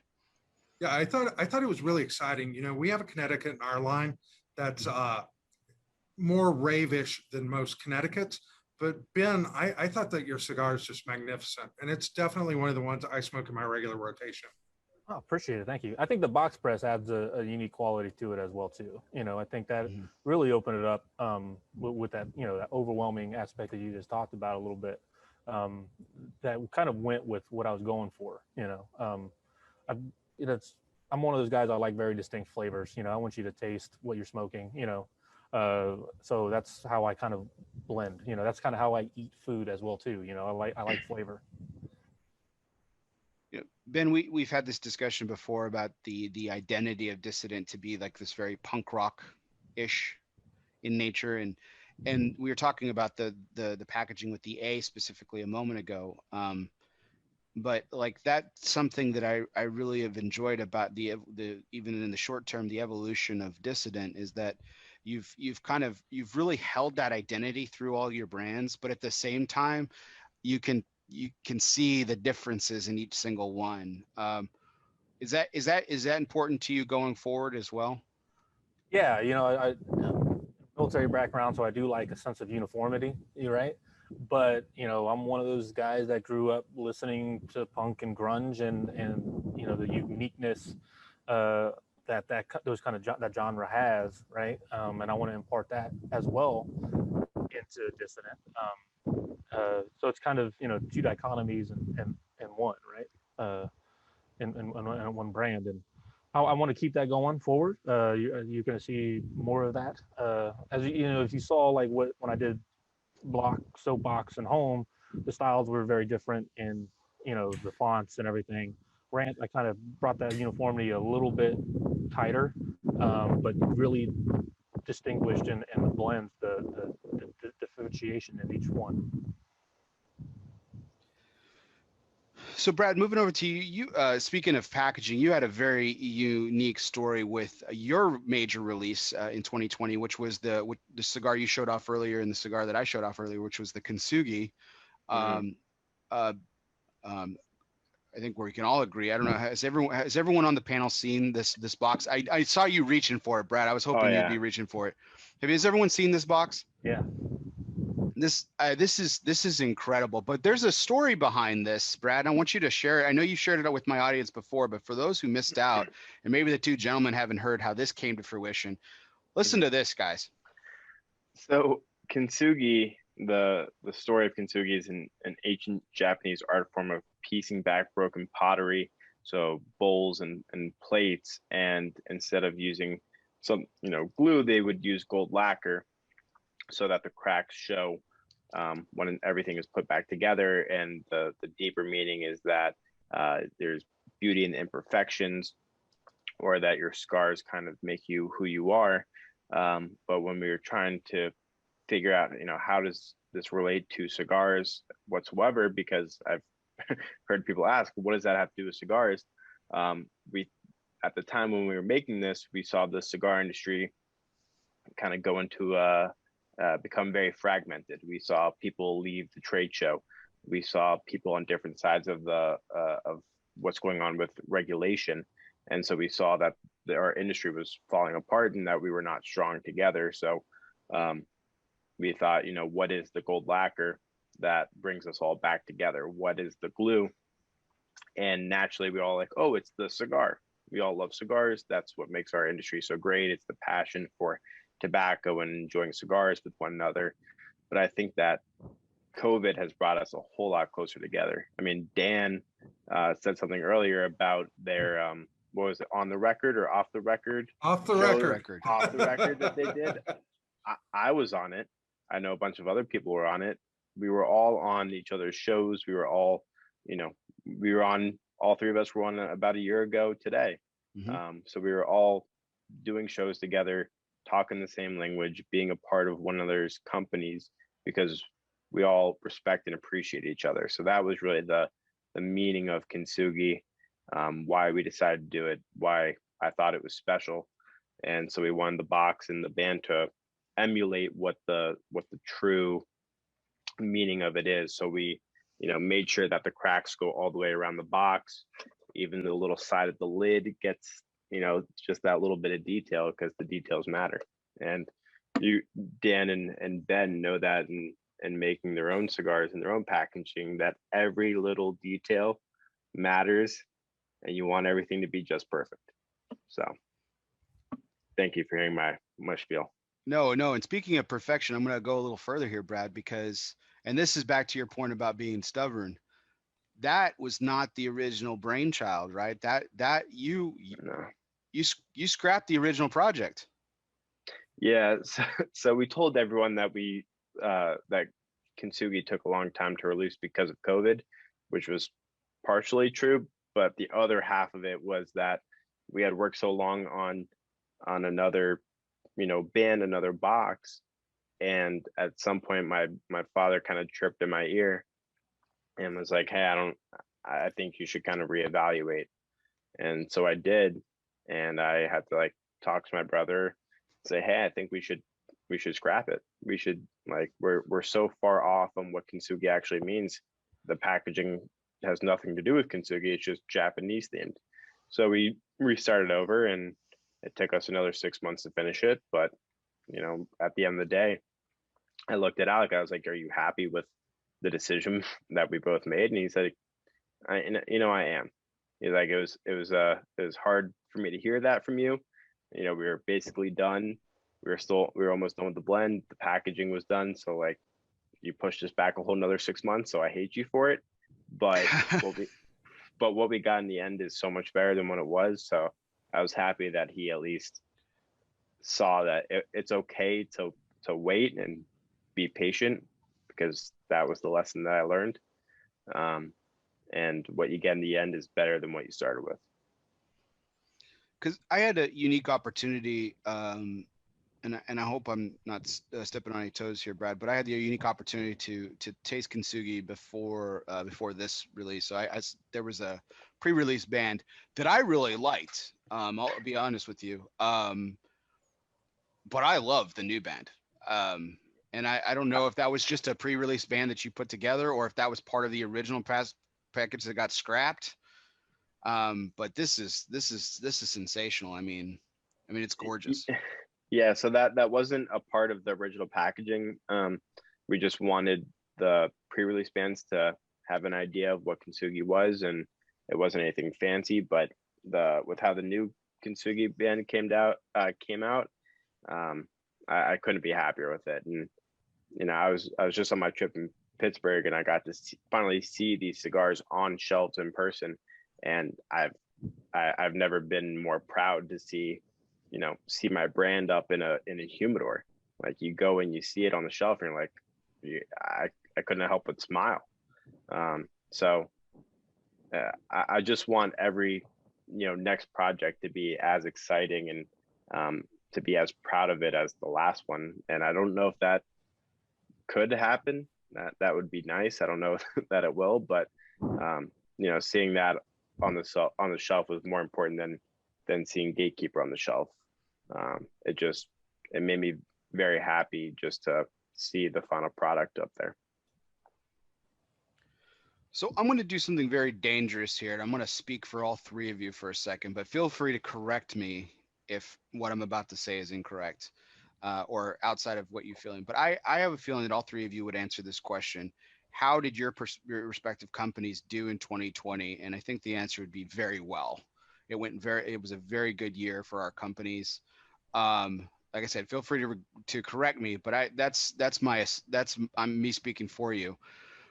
But what I'd like to hear is whether I'm wrong, but I'd also like to hear your thoughts on, were you surprised at the result of what 2020 resulted, considering all the challenges that we saw from COVID?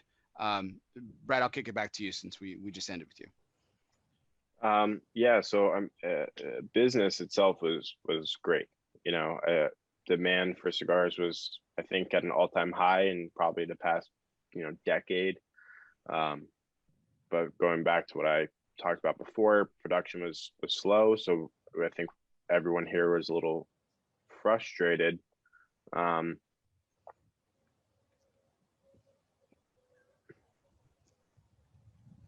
I think when can you kind of just repeat that last part? I got caught up in what I was just. Were you surprised? What were you surprised with, or were you surprised on how well it did considering the challenges?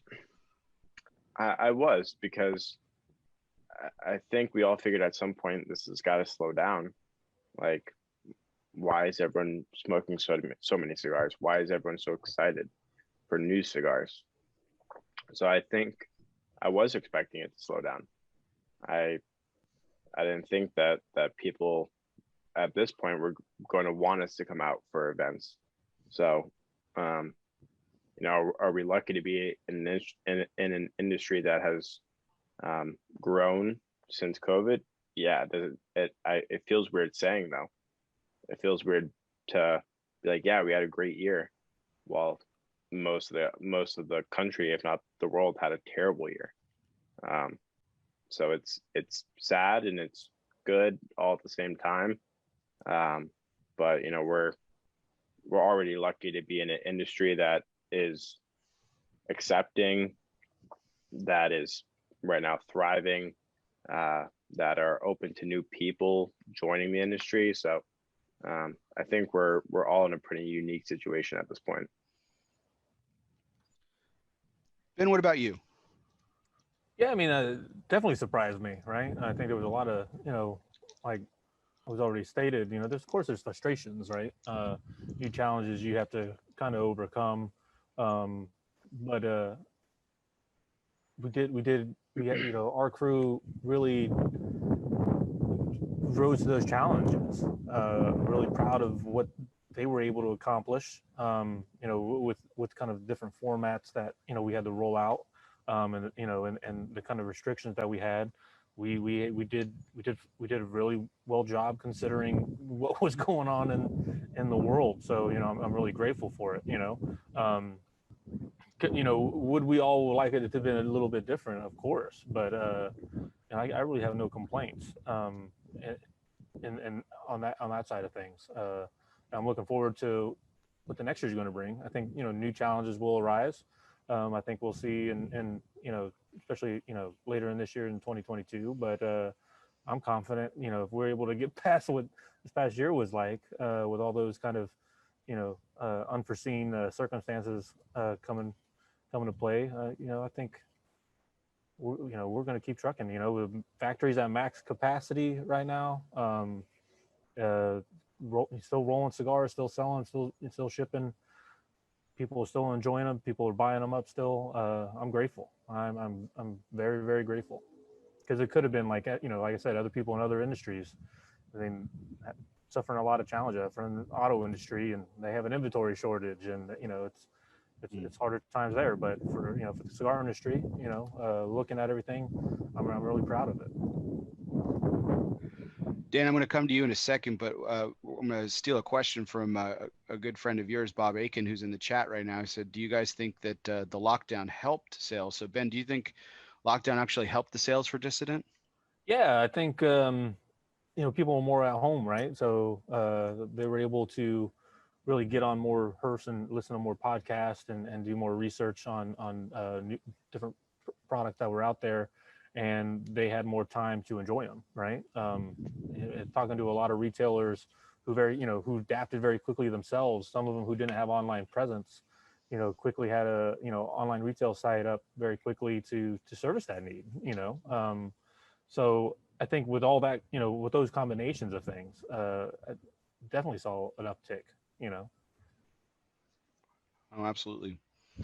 Dan, you've spoken a lot tonight about the uniqueness of your team, the uniqueness of your company, and you talked about, we talked earlier about, you guys taking the quote unquote leash off of your team and letting them be themselves with all these new endeavors. What surprised you, or have you already said it? No, we were really pleasantly surprised for the entire industry to have a great year. And I'm very empathetic to the retailers who had challenges in the states that they were in, and we lost some retailers, but as a whole, it was a very good year for all of us. And, that's built a lot of momentum for us. Our sales team has built stronger relationships with our customers. And on the factory side, we've grown our factory substantially. So it was a very good year, and this is building to be another good year. Sure. So, gentlemen, the premise last year, the reason I brought the three of you on specifically at the time, and we kind of got into this great discussion, was that the three of you all took a very different but incredible approach to lend a helping hand to whether that be your customers, the retailers, the consumers themselves, people in the factories. There was all sorts of hands being pitched in, and Dan, you've been on the receiving end of my compliment. I think that Micallef overall did probably the most impressive job overall of really engaging with consumers, engaging with retailers, working with their production team in the factory. I think overall it was just a really impressive organization and an organized effort and everything. How has that continued, and how has it changed? Well, for us, anytime you go through a challenge together, you're either going to fall down and implode, or it galvanizes the whole organization. And, we think of three key constituents: the people that work for us here in the States and in the factory. And we have growth in the factory, we have growth here in the States. And then we've got our retailers, and we've got the ambassador, our end consumers. And all three of those are moving in a very positive direction. So it's been a great period of overcoming challenges. Indeed. So Brad, when you and I were having this discussion, which sparked the whole purpose for this panel originally, you were talking about the amazing efforts that you guys were doing for your team down in the factories. You guys were supplying food and necessities to the employees of your factory and everything.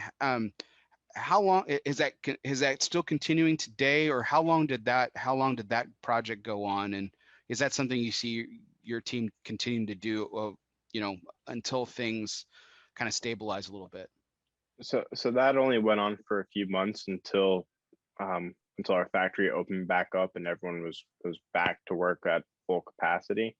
So that was about for 3 or 4 months until, we had full rollers and everyone working in the fields and the barns again. So as of now, it's stopped. Well, it did stop, and then on more of a different note, we had 3 of our 4 curing barns in Honduras burned down a few weeks ago. So anyone that was working in conjunction with the curing barns and the tobacco, they will all still be getting paid until the curing barns are rebuilt again, and then they're back to work as well. I love how we're all on the same page. That's exactly the next thing I was going to bring up, Brad. I mean, first of all, I love what a calming presence it was to hear from your father on this. He was quoted in that article on Cigar Aficionado saying how, and this was something that another brand owner, Steve Saka, brought up, was that a lot of other people in the same situation would take advantage of the empathy, so to speak, and really turn it into an empathetic galvanization for sales, or for lack of a better term.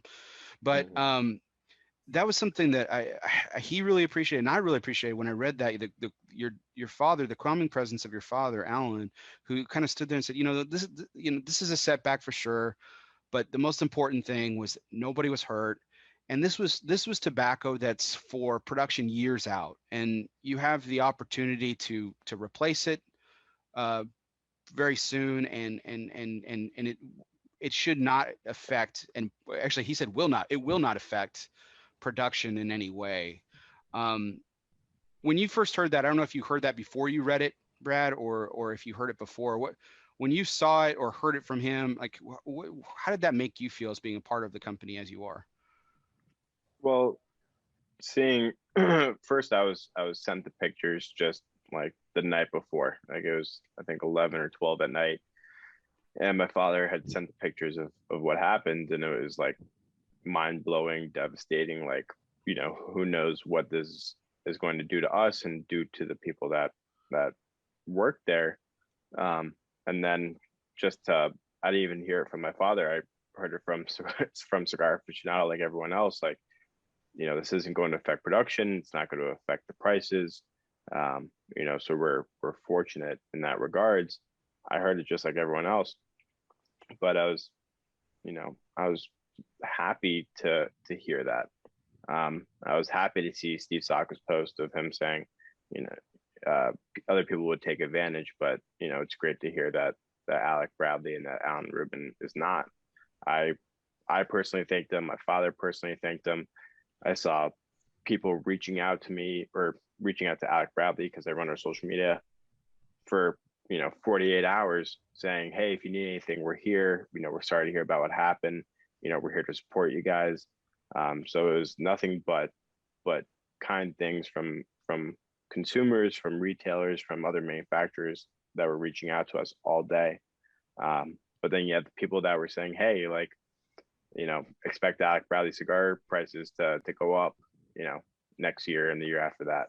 And so my whole day was spent, commenting, reaching out to people, saying, hey, by the way, this isn't affecting production, so you're still getting your cigars at the same price you were, that you are now. So, but the overall message is that everyone was so kind, so nice to reach out, and we're lucky that this, isn't really going to affect us so much. It's wonderful. Yeah, I actually reached out to both you and your brother in the days afterwards when I first heard about it, just to make sure that everybody was okay, because that was the most important thing. It was such a relief. That was the first thing that came to mind. It's just like, and this has already been a rough year for Honduras. COVID, the hurricanes, and then now this. I mean, it was just, from where I sat, just as a consumer at that point, to read the calming words from your father, and to hear that nobody was hurt was certainly a huge positive takeaway from that. Yeah, absolutely the most important thing. So Ben, moving over to you. So you took a different approach, and I think you were one of the fastest to respond in terms of COVID, which is why I wanted to have you on the show last year. You made the decision very quickly to help out your retailers as quickly as possible, and that was to do a kind of pre-release is the wrong word, but to do a Preemptive, a sneak peek, I Yeah. guess, if you will, of Home 2020, the cigar I'm going to be lighting up here in a little bit. And you released that to a select group of retailers first to try to speed up cash flow for some retailers to get some money in the door and everything. How did that project ultimately pan out for you and your retail partners? And is that something that hopefully we don't have to repeat the same situation again, but is that something that you see yourself doing again, perhaps to help out your partners? I hope I don't have to do it in the same kind of capacity, of course. I think it was really well received. I think, a lot of those retailers utilized it for exactly what the intent was, and I think they appreciated it because it kept, the excitement, right? It keeps people, the perception is to keep people engaged in the industry, right? And I think a lot of them did exactly that with it. Try to keep kind of some sense of normalcy in a way, right? When you're, and some of those shops, they went through some hard times, but they still survived this whole ordeal. A lot of them adapted differently and utilized new avenues to reach out to customers. And glad to see it. I hope I don't, like I said, I hope I don't have to do something like that in the same format again. But if I have to, of course. I mean, retailers are a backbone. Want to support those that support you, and you want to keep their doors open, because if they keep their doors open, then you're still in business. And it's a symbiotic relationship we have in this industry that I think sometimes people forget about. But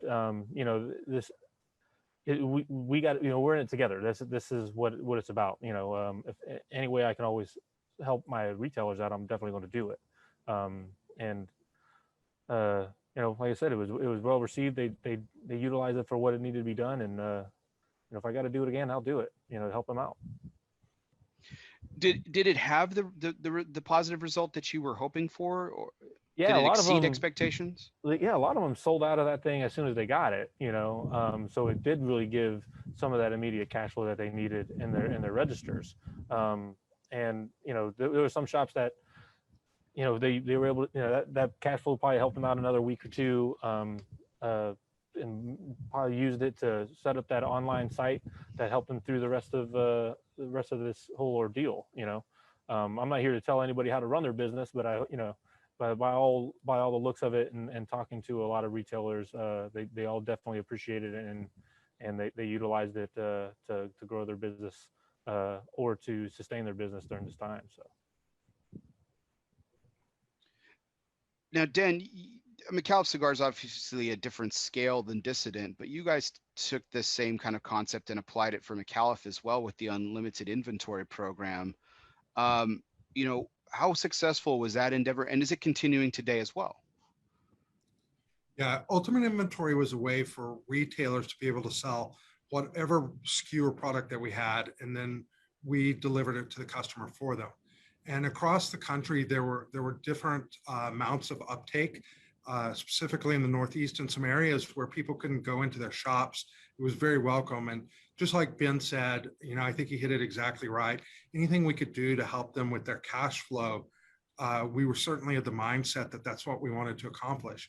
In our ultimate inventory program, it allows the retailer to sell the box, take the cash right away, and then we settle up with them 30 days later. So it's all about accelerating cash into their pocket up front. And the second thing that we did, which was a sales program, instead of the trade show, nobody knew where it was going to go. We'd already made our decision that it wasn't right for us last year. We took the approach that we wanted customers buying the right amount that they could afford. So we created a program where they could have multiple purchases at trade show like discounting levels, so that they didn't have to feel like, well, to get some target, rebate or discount, they were able to buy the right amount from that month, and then they'd have other opportunities through the year to be able to do the same. So we tried to work it on a couple different fronts for the retailers. So Brad, I think you're probably I feel like you would probably be too humble to admit this, but I heard from several retailers across the country how you either specifically or members of your family and team took a very similar approach, but more personalized and tailored to each individual account. How did that necessarily pan out for you? And again, is that something that you're continuing today? I mean, it's hard to do everything on a small level to tailor it to every account. Um, we all, I think, kind of took we want to listen to our team. They are our eyes and ears. They're, our representatives of our company.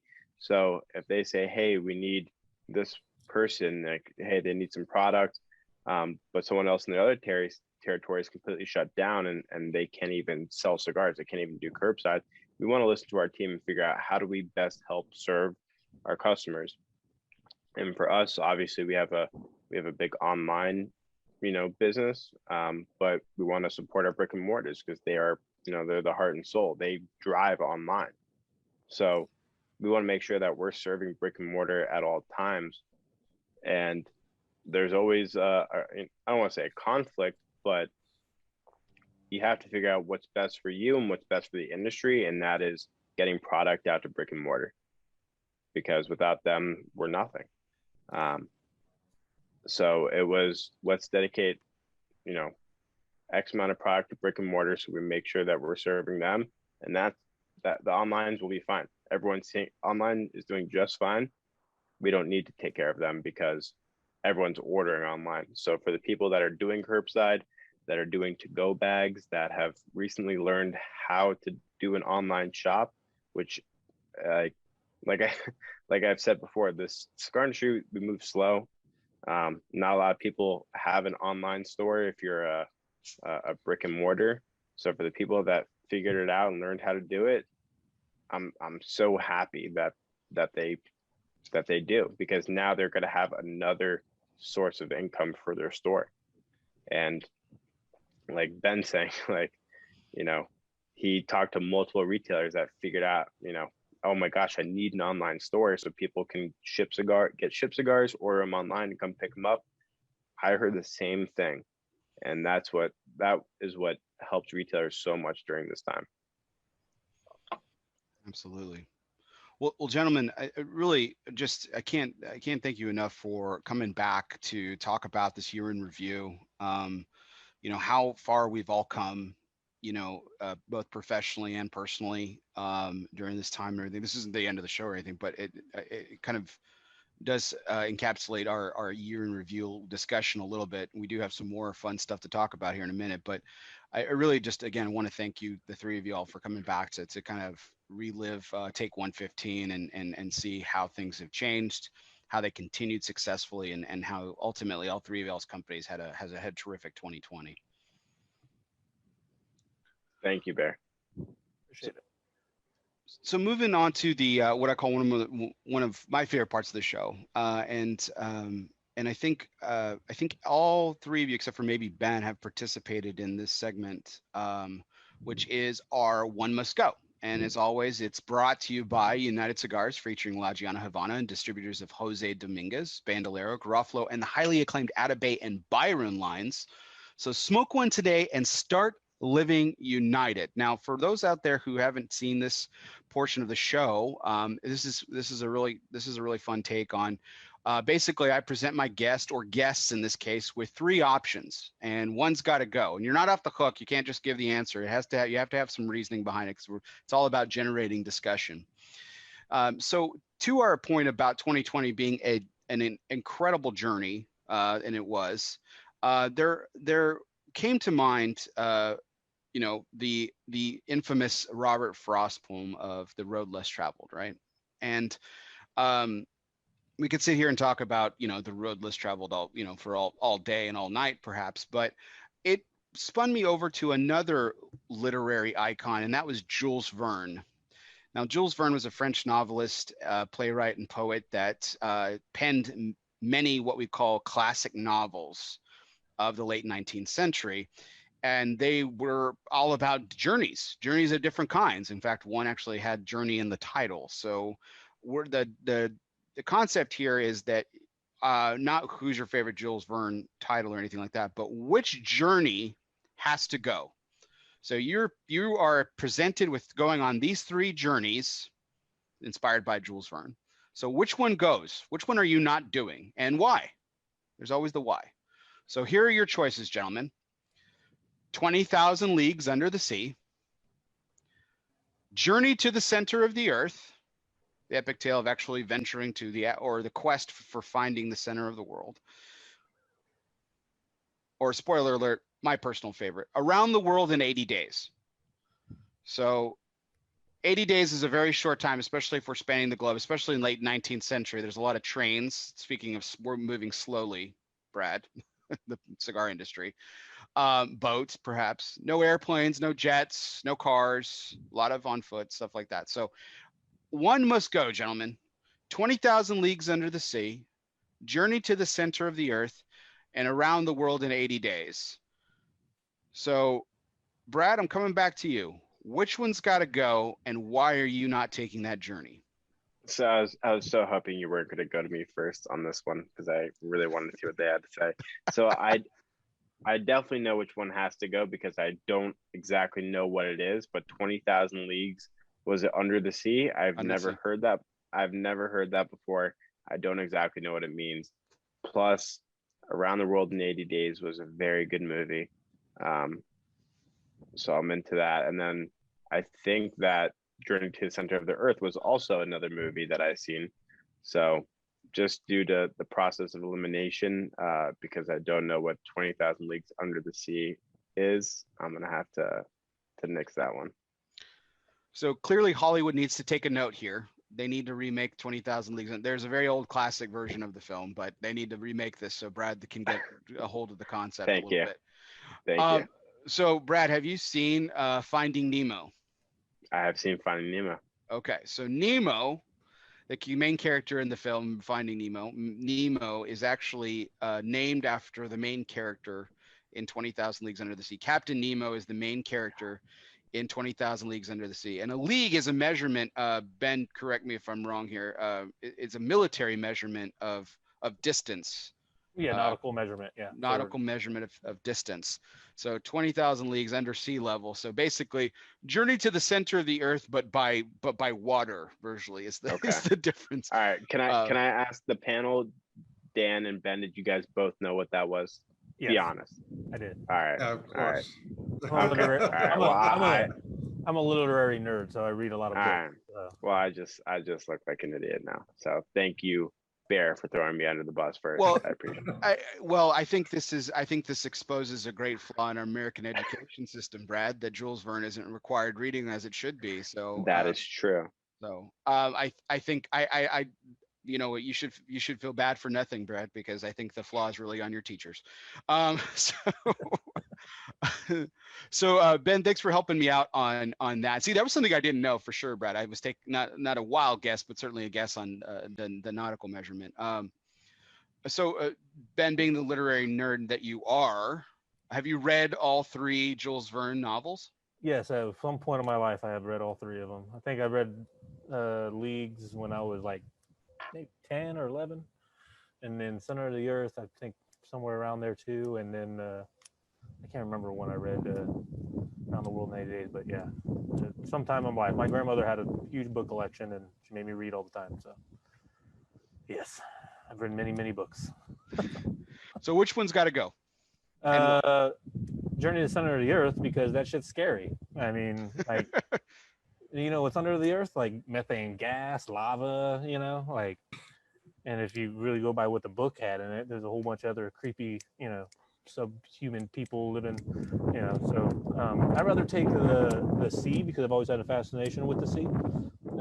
Been really close to it.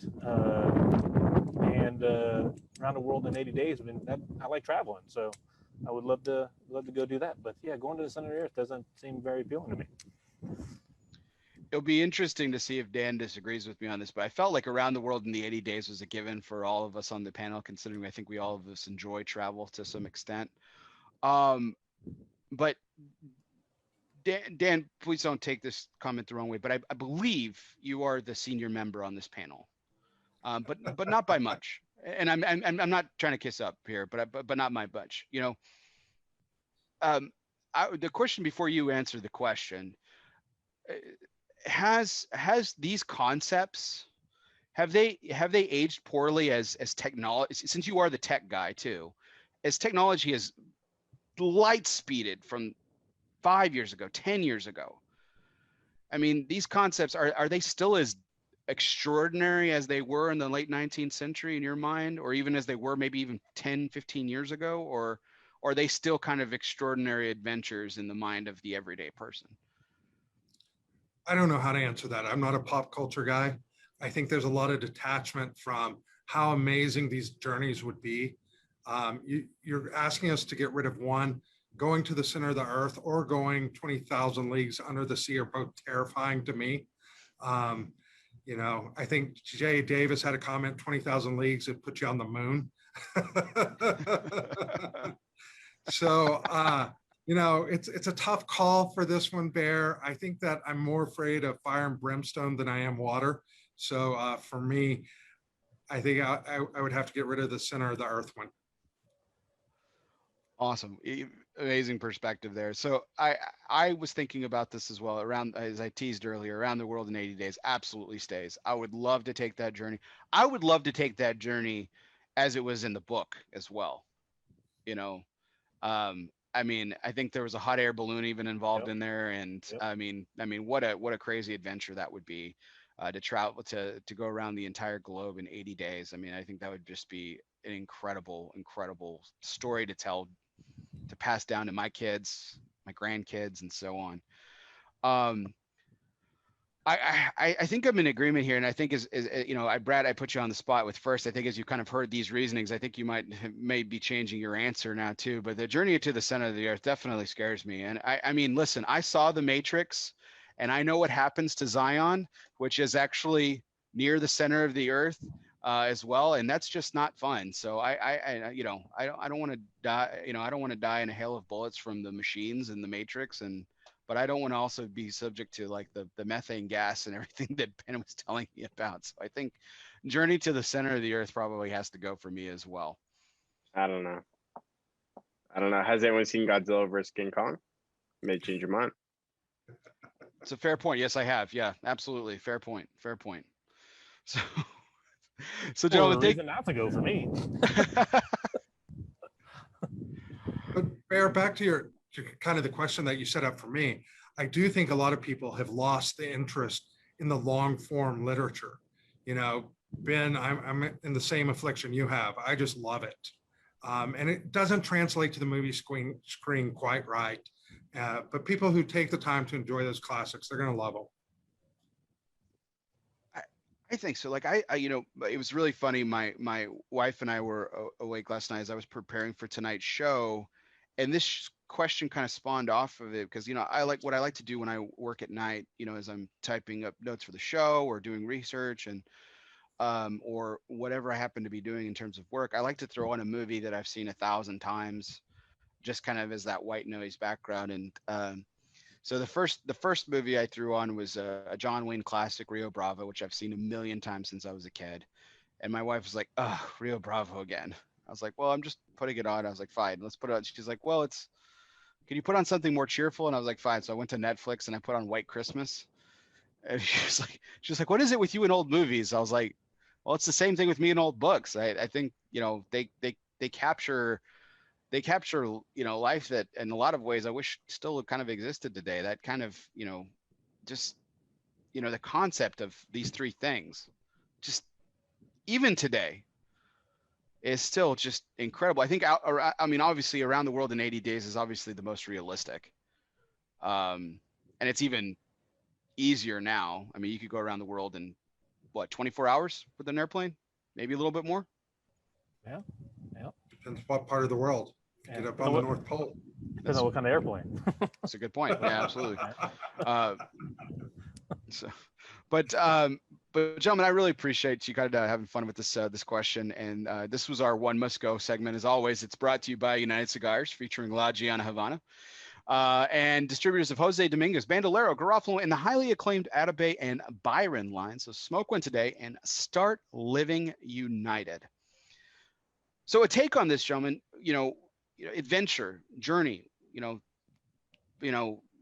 Brad's experience to this was film. We read these as books. It's all the same thing, like these extraordinary adventures.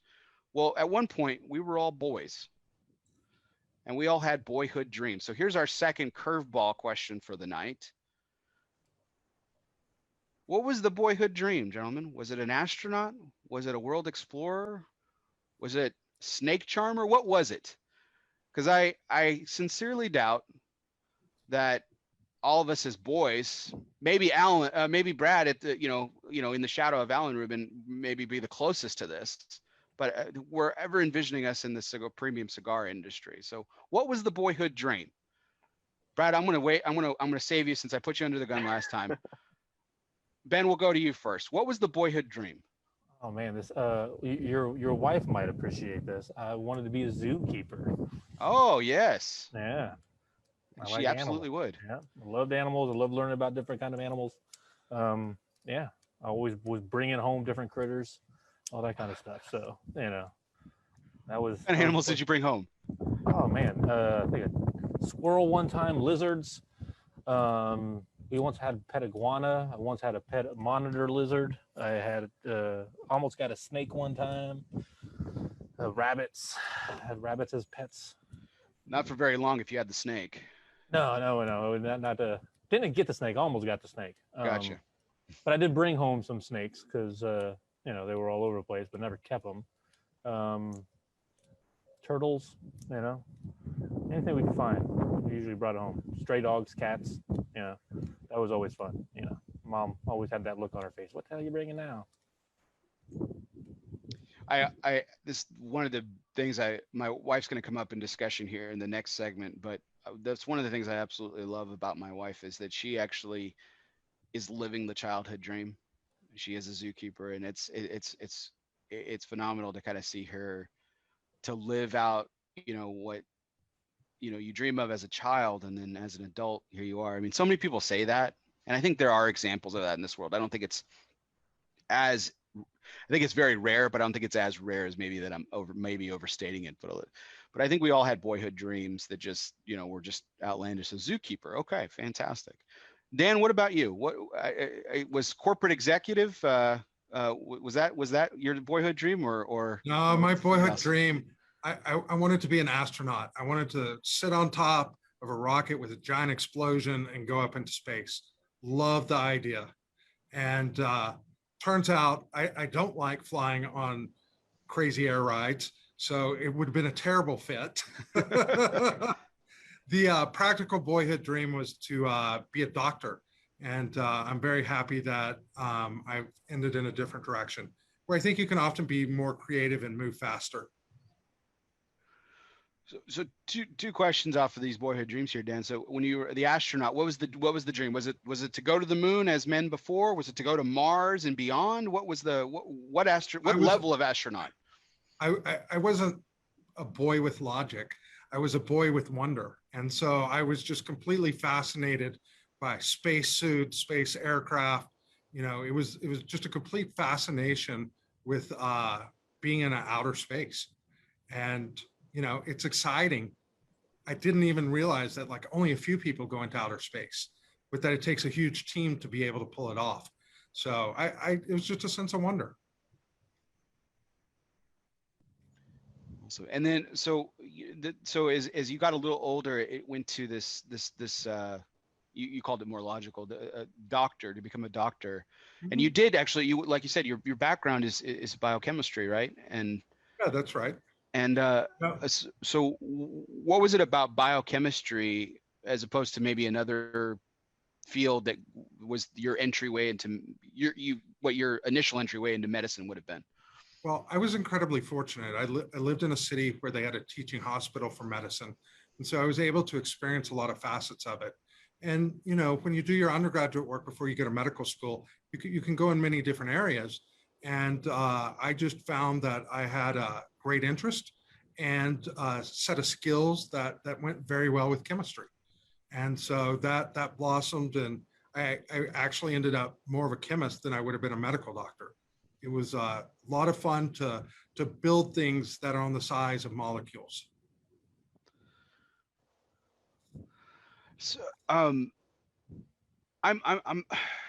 science was something of not a foreign concept to me as a child, but like I'm just more, as I gotten older and older and went into college, and then as I've gotten older as an adult, I'm more and more impressed with people who pursue that field. Did you go to medical school, Dan? I did not go to medical school, but I did enter a program where I was trained as a bench chemist. Normally you have to go get a PhD. I was able to go into a research lab and build molecules that we took into subsequent testing in both the kind of human health science side and in the agriculture side. You and I are definitely gonna have to have more of a discussion. That's absolutely fascinating. That's just really interesting. I don't know. I don't know if everyone would be as riveted as I am by that discussion. So, but well, usually I'm fascinated. Usually there's like 2 or 3 people in the entire stadium watching the Cowboys that are fascinated. So fair enough. Fair enough. Brad, what about you? What was the boyhood dream? What was it? Was it to follow your father, or was this the dream, or was it something else? At some point, it definitely was to follow my father's footsteps, to provide what to my possible future children what he's provided to me and my brother, 100%. But that was when I had a little bit better grasp on reality. Before that, it was to be the head coach of the Miami Dolphins, because we're awful and we've always been awful since I've been born. So I think still now, if I was the head coach of the Miami Dolphins, we'd be a whole lot better than we currently are. I don't know if everyone here is a Cowboys fan or a Texas Absolutely fan. not. Nope, not here either. Well, oh yeah. all. You're a Packers fan. I'm a Packers fan. There, yes, Dan sounded like he was a Cowboys fan, unless I just heard him said no. And then yeah, I'm not a Cowboys fan. No, I want to make that clear. You? But I cheer for them because it's a city I live in, but they're not my pick. So who do you cheer for? I'm really kind of a bit of a whore. I cheer for my friends' favorites. I really don't have an opinion. Okay. And then Ben, who do you got? I'm a Packers fan. Okay. So you guys are lucky. Yeah. So you guys wouldn't understand. You guys just wouldn't understand. You guys have had it too good for too long. Ben and I have had the privilege of having Brett Favre and Aaron Rodgers for 40 years of quarterbacking, Exactly. and we only have 2 Super Bowls to show for it. So I don't know how. And then Tom Brady has a Super Bowl every year. So I don't know. I don't know if we're lucky or not. But no, you are. Oh, you are. Oh, trust me. When your team hasn't had one in 40 years, it's a fair assumption. And then you also have 2 superstar quarterbacks back to back, and Tom Brady's in your division. You know that you're lucky. That's true. So that was the childhood dream, is to coach the Finns, make us not look so bad, and get us into a possible Super Bowl. I don't think that'll happen though. So Brad, please, I'm not trying to embarrass you, but you obviously weren't around during the undefeated season under Don Shula, but Don Shula was the coach for many years. Were you born right after his tenure, or were you born during his tenure? Because I can't remember when he retired. It was mid 90s or late 90s. I believe I was born after his tenure. I was born in 95, so I think he stopped coaching in the early 90s or even possibly late 80s. Yeah, because I think he stopped around Dan Marino. Yeah, I think he was Dan Marino, I think, finished his career outside of Shula. So I think that's about right. But yeah, no, the Finns have definitely had some bad luck over the years. I think Dan Marino only getting to 1 Super Bowl is probably one of the saddest things for one of the greatest quarterbacks to ever play, for sure. There you go. I had a similar one to Brad. I wanted to play Major League Baseball. That was always my dream. I think I was a baseball player for Halloween for every year until maybe high school. So it was always a dream of mine. And it was actually my all credit to my sister, but it was also at the time hearing it from my own sister's mouth, very heartbreaking. My sister was the one that brought me back to reality because we always would watch the All-Star game, Major League All-Star game every summer. And every summer I would say the same thing. I'm going to be in that game one day. Until I don't remember how old I was. But it was old enough like to where like my skill level in baseball had kind of hit its peak. Let's just put it that way. And I said that one year, and my older sister was like, "No, you're not."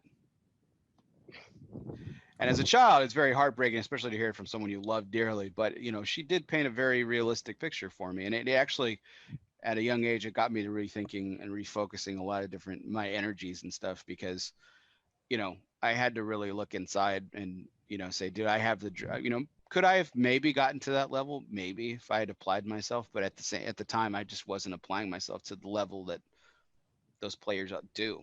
So it was Yeah. it's a hard. Who did you want to play for? The Yankees? Absolutely not. I would have paid the Yankees every cent that I had. It wouldn't have been much to not draft me if I had the choice. Yeah. Everyone says like, oh, I'd pay for anyone who has the privilege every draft. I would have been that one jerk, that one dick that said I will play for anyone but the Yankees. Ken Griffey Jr. actually said that to the Yankees. He actually told the Yankees, "Don't draft me. I will not play for you." So, but it's Ken Griffey Jr. and I guess he could say that. So, wherever he wants. And not come out looking like a jerk because I think he's one of the most celebrated baseball players in the last 40 years. So, gentlemen, thank you so much for participating in our second curveball segment.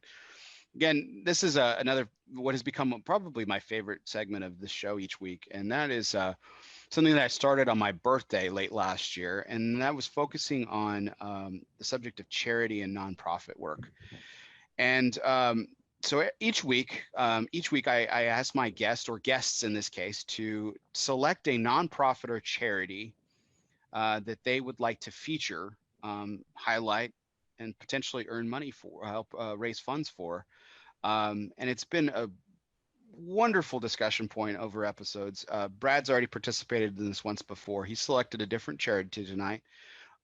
So I'm really excited to talk about each and every charity. So, Brad, this is one I will put you on the spot for since you have participated before and you've selected a different one. You went more global last time, but now you've decided to raise awareness and interest for a more local charity to you in Broward County, where you are a resident.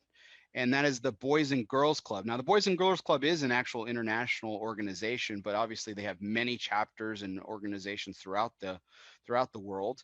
And the whole point of this, I'll let you speak on to why it's personal to you, but the whole point is to serve boys in an underserved communities around the globe. And in 1965, a committee of 5 community members in Fort Lauderdale got together and formed the chapter of Boys and Girls Club of Broward County, and it's been incredibly successful. In fact, in 1990, they were one of the first ones to include girls too. So now it's so Boys and Girls Club now.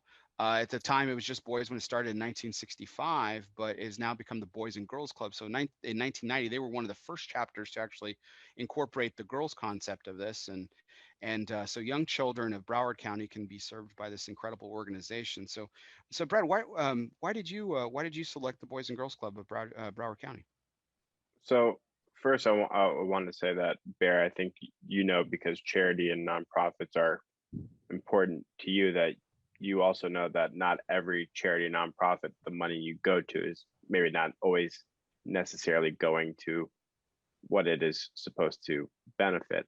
But Boys and Girls Club has been known to benefit the children directly, which mainly focuses on education and extracurricular activities for kids that may only have one parent at home, or 2 that are both working multiple jobs and don't have time. So I think the best way, if you're going to focus on charity, is to do it at your where you reside, what's local to you, and focus on the children in your area. And so I found the Boys and Girls Club to do that.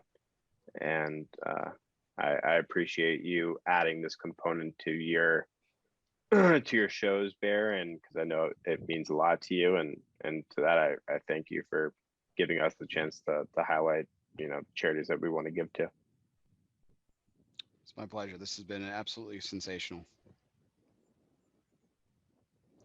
So, so the Boys and Girls Club of Broward County, have you and your family been involved with them for a long time, or is this something that you've picked up recently? When did it start for you? No, this is new. I actually haven't been involved at all, but I've only recently been told by someone that matters to me how much the Boys and Girls Club, does matter to kids, and how much of an effect they do have on the local community. And that was only a few months ago. So when you asked, hey guys, what charities do you want to highlight? It was a no-brainer that the Boys and Girls Club is what I wanted to talk about, because like I said, it's in my backyard. Why not affect the people that are around me that it matters to? So it's important to affect your local community first before you start focusing on almost, like the bigger picture. I definitely couldn't agree more. Your father, who was on my show a few weeks ago as well, he chose the pantry of Broward County as well, so he went local as well. And so it's great to see that the entire family is really pitching locally as well, and it's fantastic, and it's a great organization. It really has the what it does for our children, today's youth in this country, and specifically in your local community, has just been great. There's a lot of what we call celebrities, famous people who have gone through the Boys and Girls Club program and gone to incredible success. The one that always comes to mind is one of my personal favorite actors, Denzel Washington. He was a member of the Boys and Girls Club where he grew up, and look what he's become. So it's been great. Thank you. So if you, I'm going to be posting other links here in a second, but I did post the link to donate to the Boys and Girls Club of Broward County in the chat. So if you feel called to donate to any of the great organizations mentioned tonight, please do. And that link is in the chat right now. But Dan, I'll move over to you. This was you selected your charity in a very unique way, and I got to participate in this in a very interesting way as well. So I wanted to let you tell the story, and then I'll speak on the charity a little bit, because it's a little personal to both of us. Yeah, thank you, Bear. We're involved in charities in multiple ways. We have Tarrant County in Fort Worth, and then we're actually living or located here in Weatherford, and we engage in that. And I really enjoy I think Brad was exactly right. With charities, you want to pick something that has impact on individuals. However, when you ask for a charity, I stepped back and thought, I really also enjoy the animals and the love that they provide to our life. And I thought I would call for help, because I knew that your wife was active in the zoo. And my question was, we love dogs.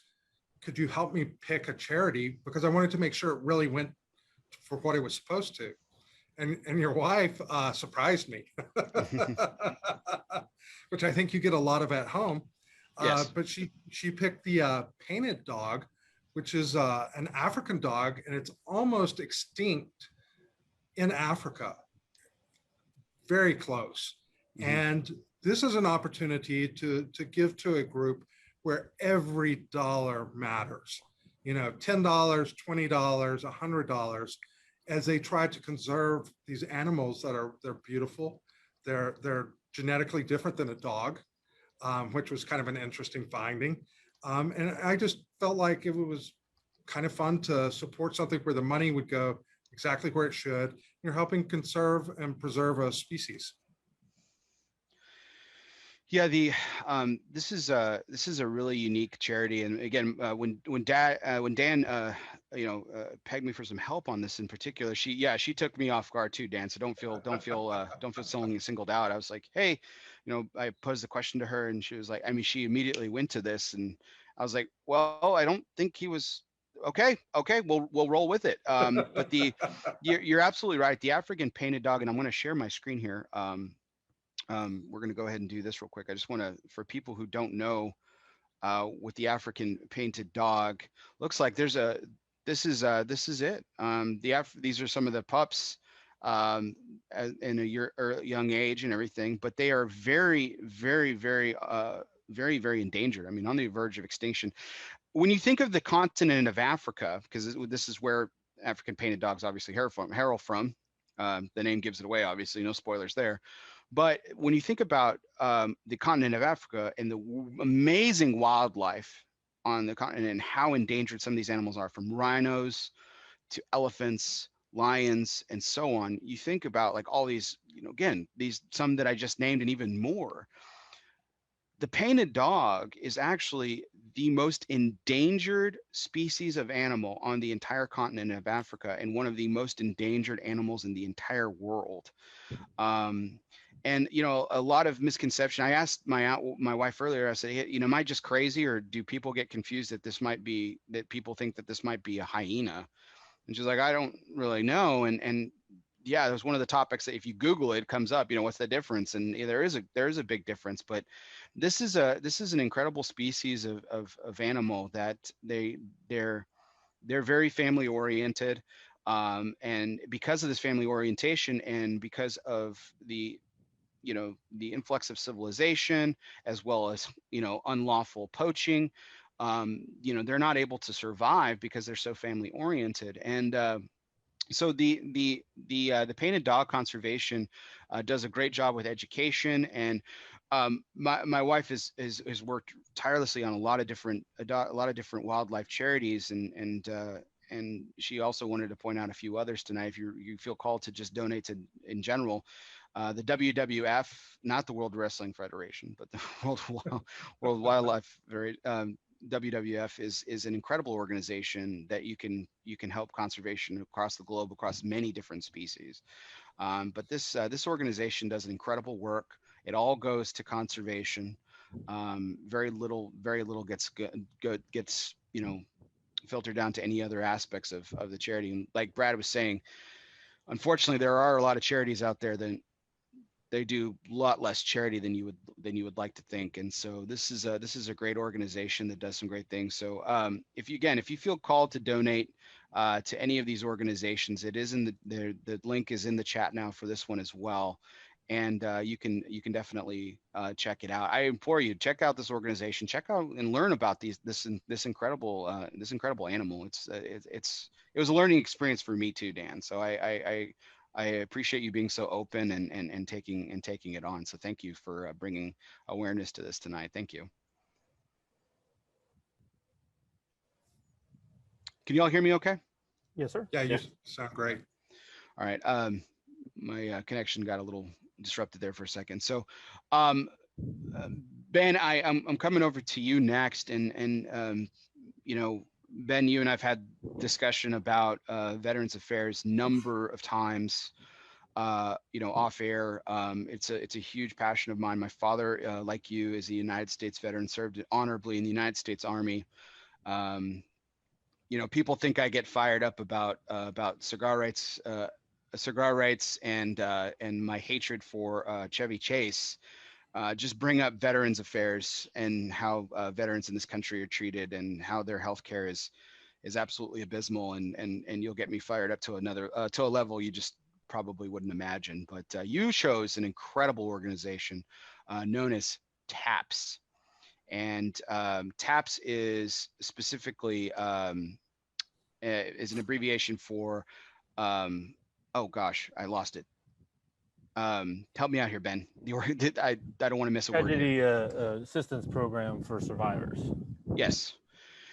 And this is a charity that goes direct towards caring for not only for veterans, but their families specifically, and done incredible work over the years. And their mission is to provide care and resources specifically to the grieving of the death of a military loved one. So this is for our fallen heroes, but for the people who supported them most here at home, and that's their families. So Ben, you're obviously tied pretty close to this because of your background in the military, but why specifically this organization? And talk a little bit about this. Well, my family's a Gold Star family. If people who don't know what a Gold Star family is, the Gold Star family is a family who's lost somebody in line of duty. 2007, my brother-in-law was killed in Iraq. So my sister became a Gold Star wife, and she was, this program really reached out to her, and she was a big participant into it. But it's the work that they do for the kids, especially of those service members whose families, sadly perish in the line of duty. They provide a lot of resources for these kids. They try to, you can never fill that void of losing a parent, but they, like I said, they try to extend a whole bunch of resources for them to kind of cope with, they do counselings for them, they take them on trips, all those other kind of, some other extracurricular activities outside of, it just, something that really touched me. It was a personal thing with me. Like, my family has been touched by it. We've been affected by this. And I've seen the good things that they've done. I've seen the work that my sister, participating in it as a volunteer herself, as a Gold Star wife, participating in helping other Gold Star families, and the children. And it's something that I guess sometimes we overlook, right? Like we concentrate on the death of that service member, and it sucks, but the consequences of that back home to those families and what they have to go through sometimes gets forgotten about. So this program really kind of brings that back a little bit, and puts that focus back on that family, because it's something they have to deal with for the rest of their lives. It's a life-changing event, and the work that they do for these kids, I think, is just really incredible. So Ben, the great thing about TAPS is very similar to Brad's charity with Boys and Girls Club. There's a lot of it's an unfortunate alumni to be a part of, but many of the alumni, like your sister, for example, who've been the recipient of the incredible benefits of TAPS, have come back to volunteer and to give back to the program, not just dollars and cents, but actually counsel, perspective, help, healing. That was one of the things that I learned about this organization, and I think I mean, what a phenomenal gift that your sister has probably given to so many families. She's been there. She understands the pain. She understands the loss, and yet she's still giving herself back to these people so that she can give them some of the light that she herself experienced.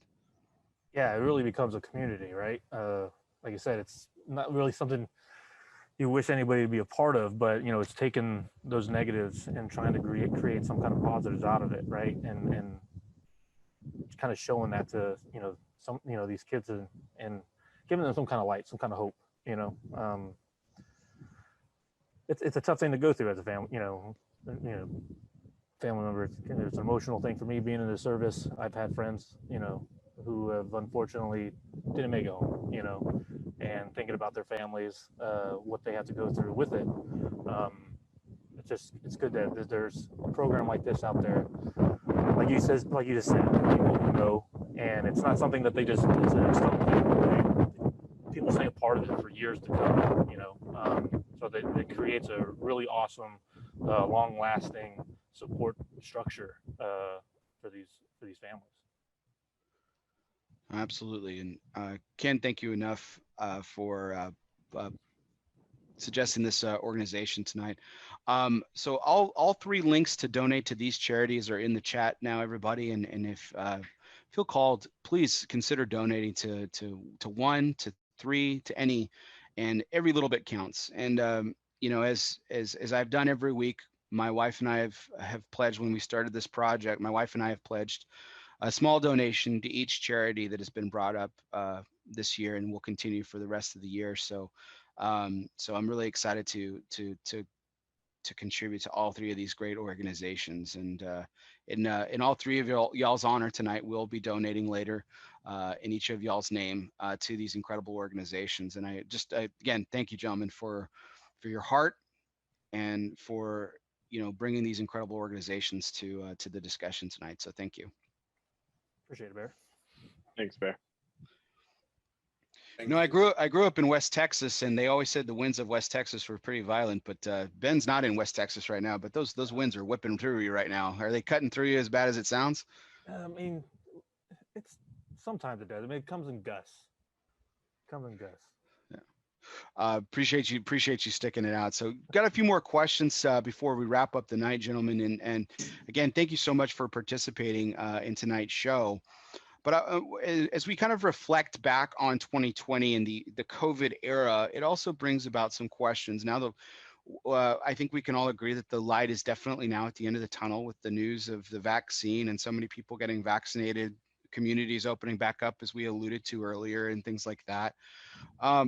And so I've been asking my guests each week, what, with, again, with the light at the end of the tunnel, we're certainly not over. Hopefully we don't have a reunion of next year. Hopefully it's a different type of reunion, but hopefully we don't have a reunion in next year talking about going through another year of the year we went through this past year. But what are some of the things that you have, again, Brad, we talked about how Florida's kind of been normal for a while, but what are some of the things that you've enjoyed getting back to or are looking forward to most about things going back to, for lack of a better term, normal?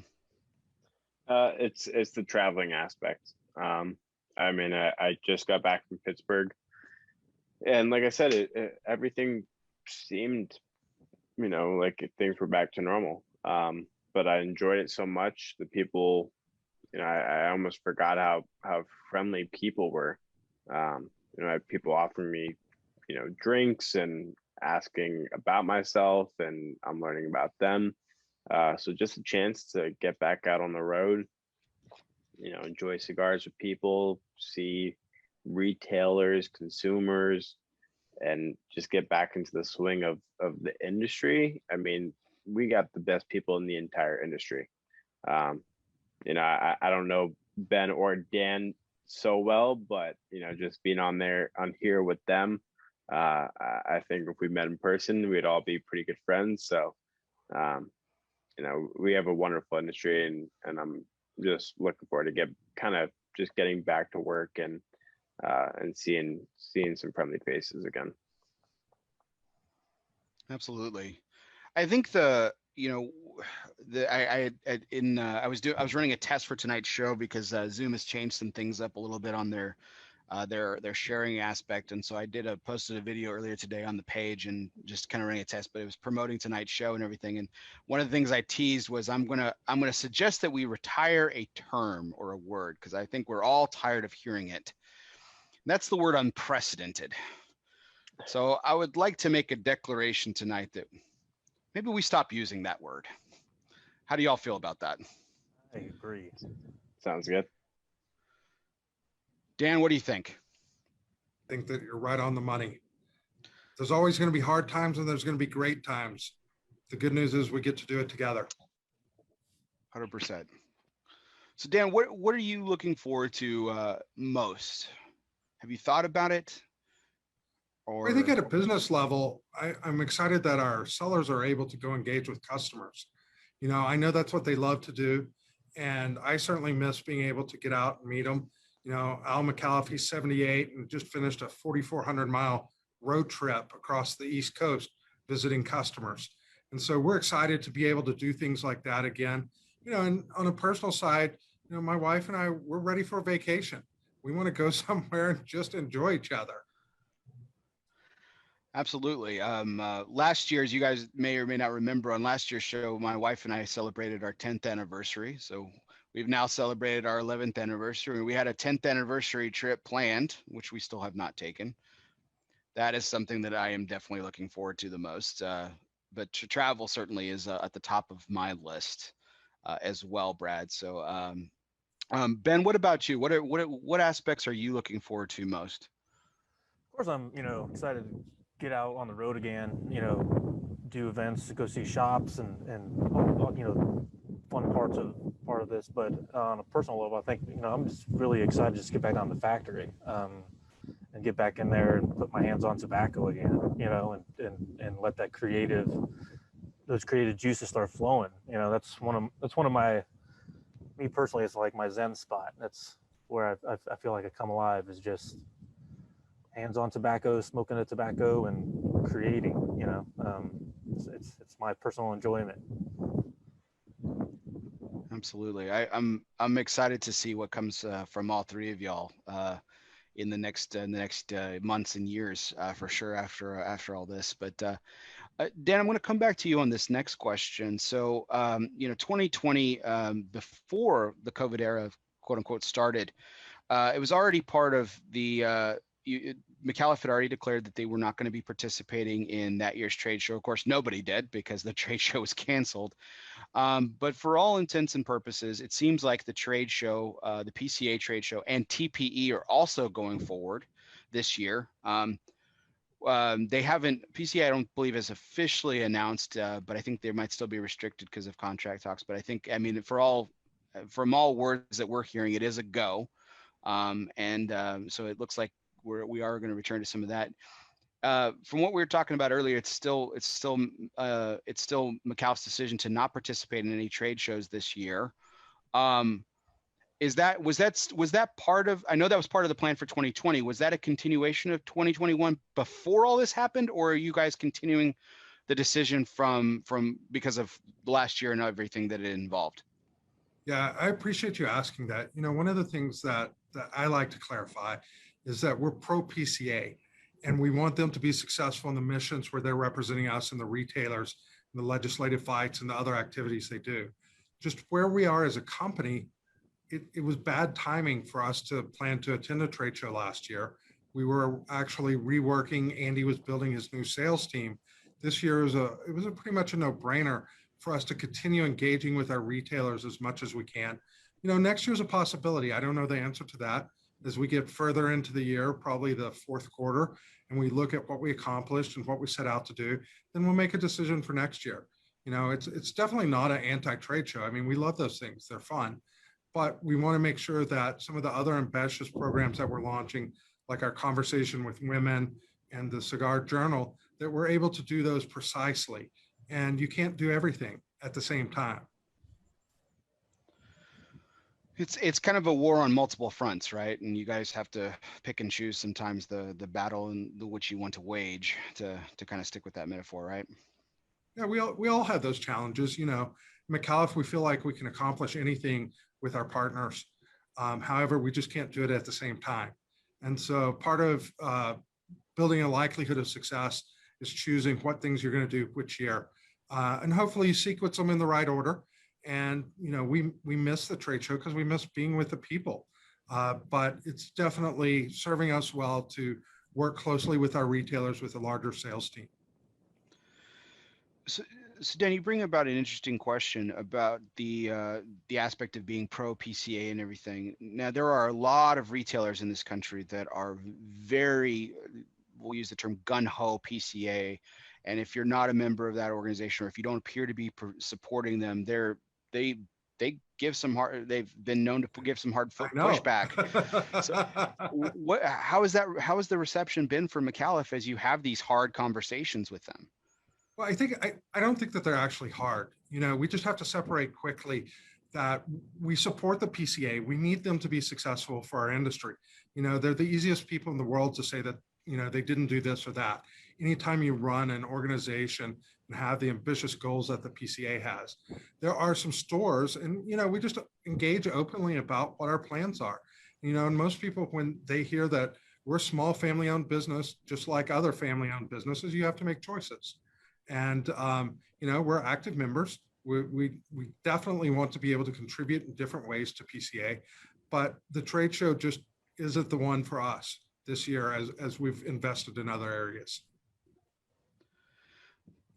And you bring about a certain thing that a certain subject that was the subject of a show of mine a few weeks ago when we had your colleague Amanda Micallef on my show. We were talking about women in the industry, and this is a very concerted effort by Micallef Cigars to specifically focus on, because, like it or not, you know, well, like it or not, the truth of the matter is that women play a enormous role in this industry from seed to shelf. There are an incredible amount of women. While this is viewed as a male-dominated industry, or a man's profession, or a male profession, women do dominate the workforce. In fact, Dan, you were telling me a great statistic. A very large portion of what makes Micallef Family Cigars, the company, your employees, is an overwhelming percentage are women. We're almost 50-50, and the factory actually leads the way. We have more women who play critical roles for us. And, you know, Ben and Brad, they actually have a similar situation because of the skill set that the ladies play in the factory. So behind the scenes, there's a huge women's presence. What was surprising to me, and it was just my ignorance, I should have been more thoughtful. We compiled a list of all the ladies that own or manage or are tobacconists at the stores that are authorized retailers. And we were blown away at the size of that list. It was nearly, I think it was about 26, 27% of our retail stores had a woman in a leadership role. And I think that's often not discussed for not a negative reason, just because there's just not that awareness. But as an industry, for us to be successful, women are just like us and men. They love good quality products. And so we've put a focus or an area on how do we have that conversation, you know, and it was our choice to build a journal and self-publish it so that as they began their smoking journey, they'd have some information that, you know, all of us struggled through when we started. It's been so long we forgot, but we actually just kind of went back to the basics and said, how can we help ladies who are starting to smoke cigars? And we love them and we want more of them. Amen. So, Ben, what about you? Going back to the PCA, Dissident will not be at TPE this year, but you are planning on participating in PCA. I don't want to overstep on any toes here. Is that correct? As it stands, yeah. Now, yeah. Oveja Negra brands as a whole will not be going to TPE this year. PCA, as far as we know right now, it's a go. We'll be in attendance. Is that subject to change? Possibly. Just like anything else. I've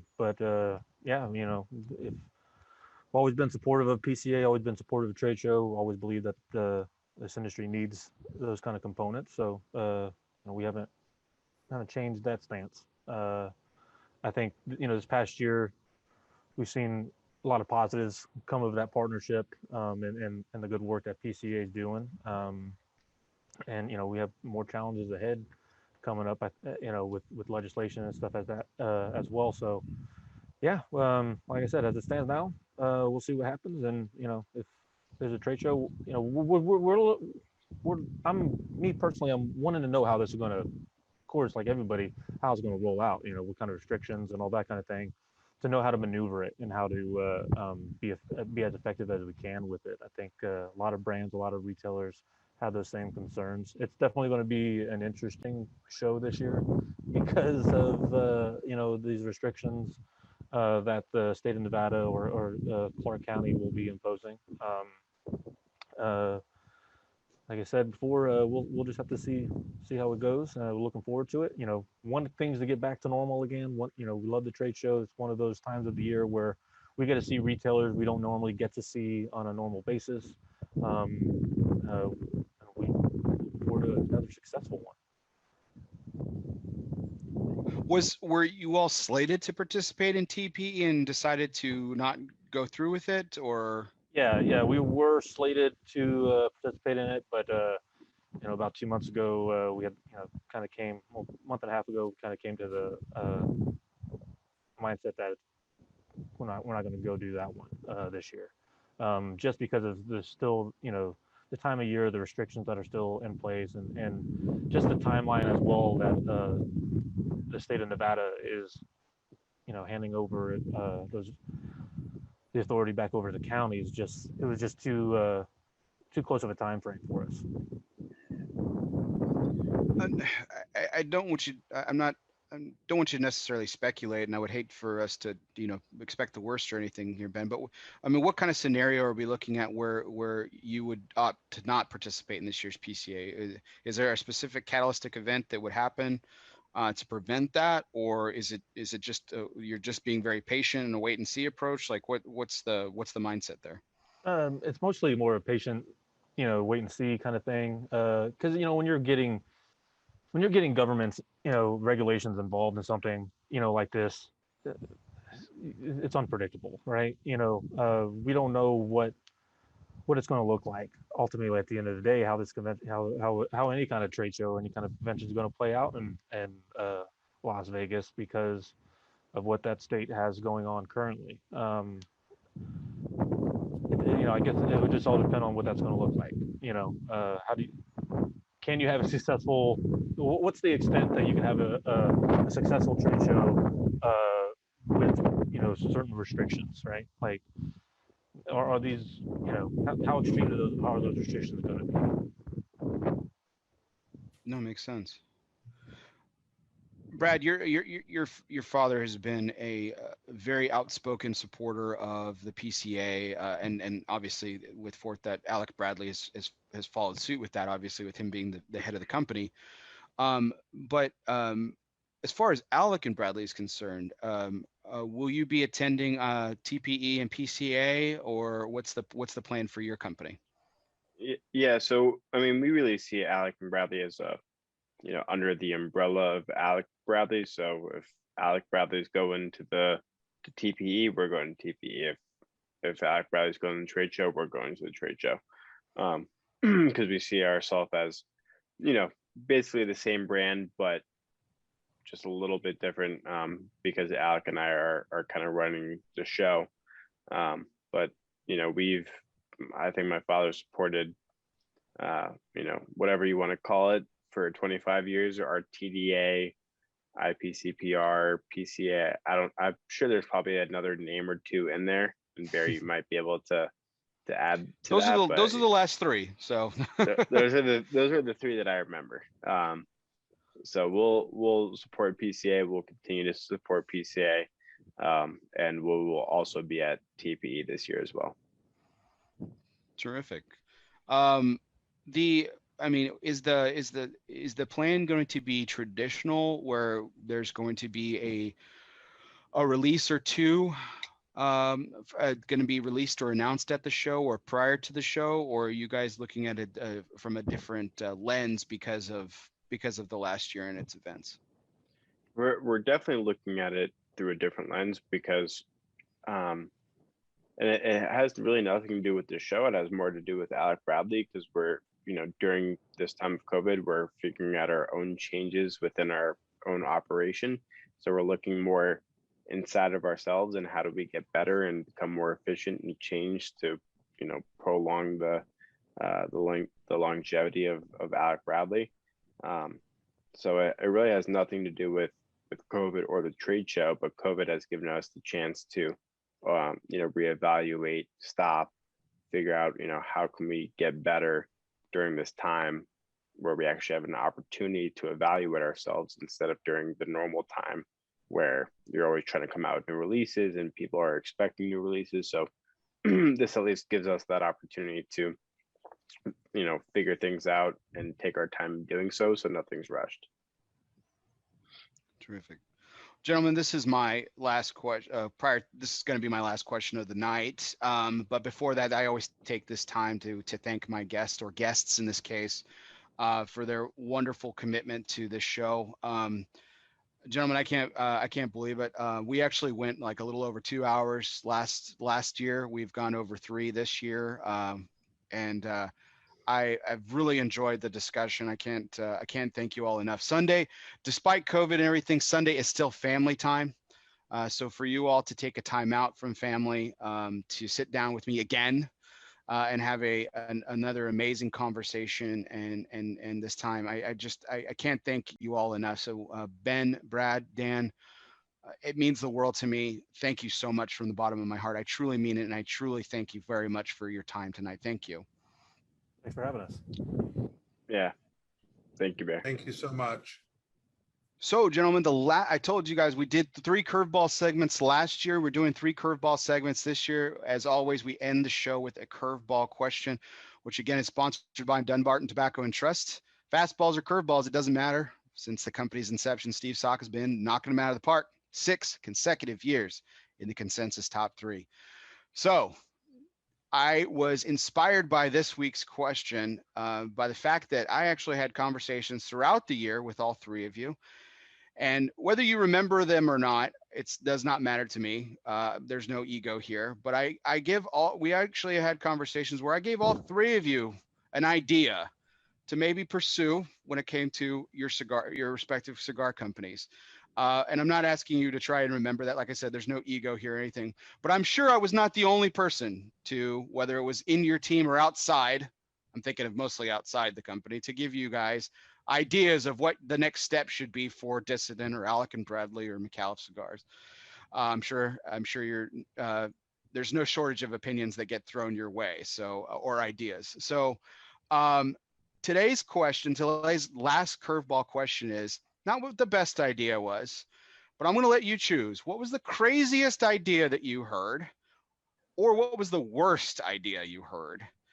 And, out of respect for whoever gave you the worst idea, you don't have to mention any names or anything like that. But I thought it'd be entertaining to explore some of the crazy ideas that were thrown our way, just because I'm sure this has happened outside of COVID as well. This wasn't unique to 2020. I'm sure you guys get a lot of stuff thrown your way. So what was the craziest or worst idea that you heard in 2020 when it came to your respective companies?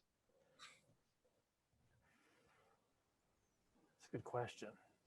I'm not putting anyone on the spot. Someone's got to volunteer on this one.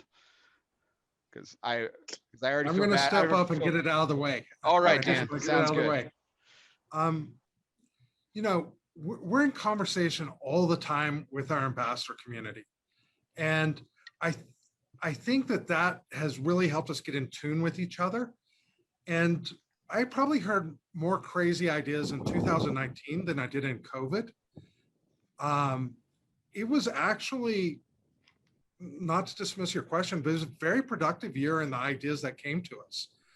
People were thoughtful in how we approach things. And, there's a few crazy ideas, and it's usually a conversation like, hey, could you build this cigar for this shop?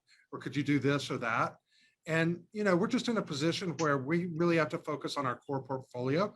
So I'm not able to do that.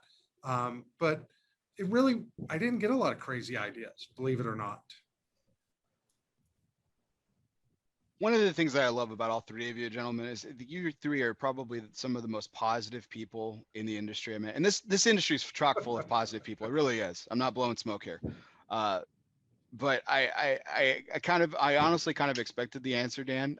But I love the positivity, and I love how you specifically, Dan Thompson, have a way of taking everything from criticism to praise and looking at it from a very subjective lens and using that to propel the company forward. I've just something I've always admired about you, sincerely. Well, thank you. If you want the one specific one that made me laugh the most, and Ben and Brad, get ready for this.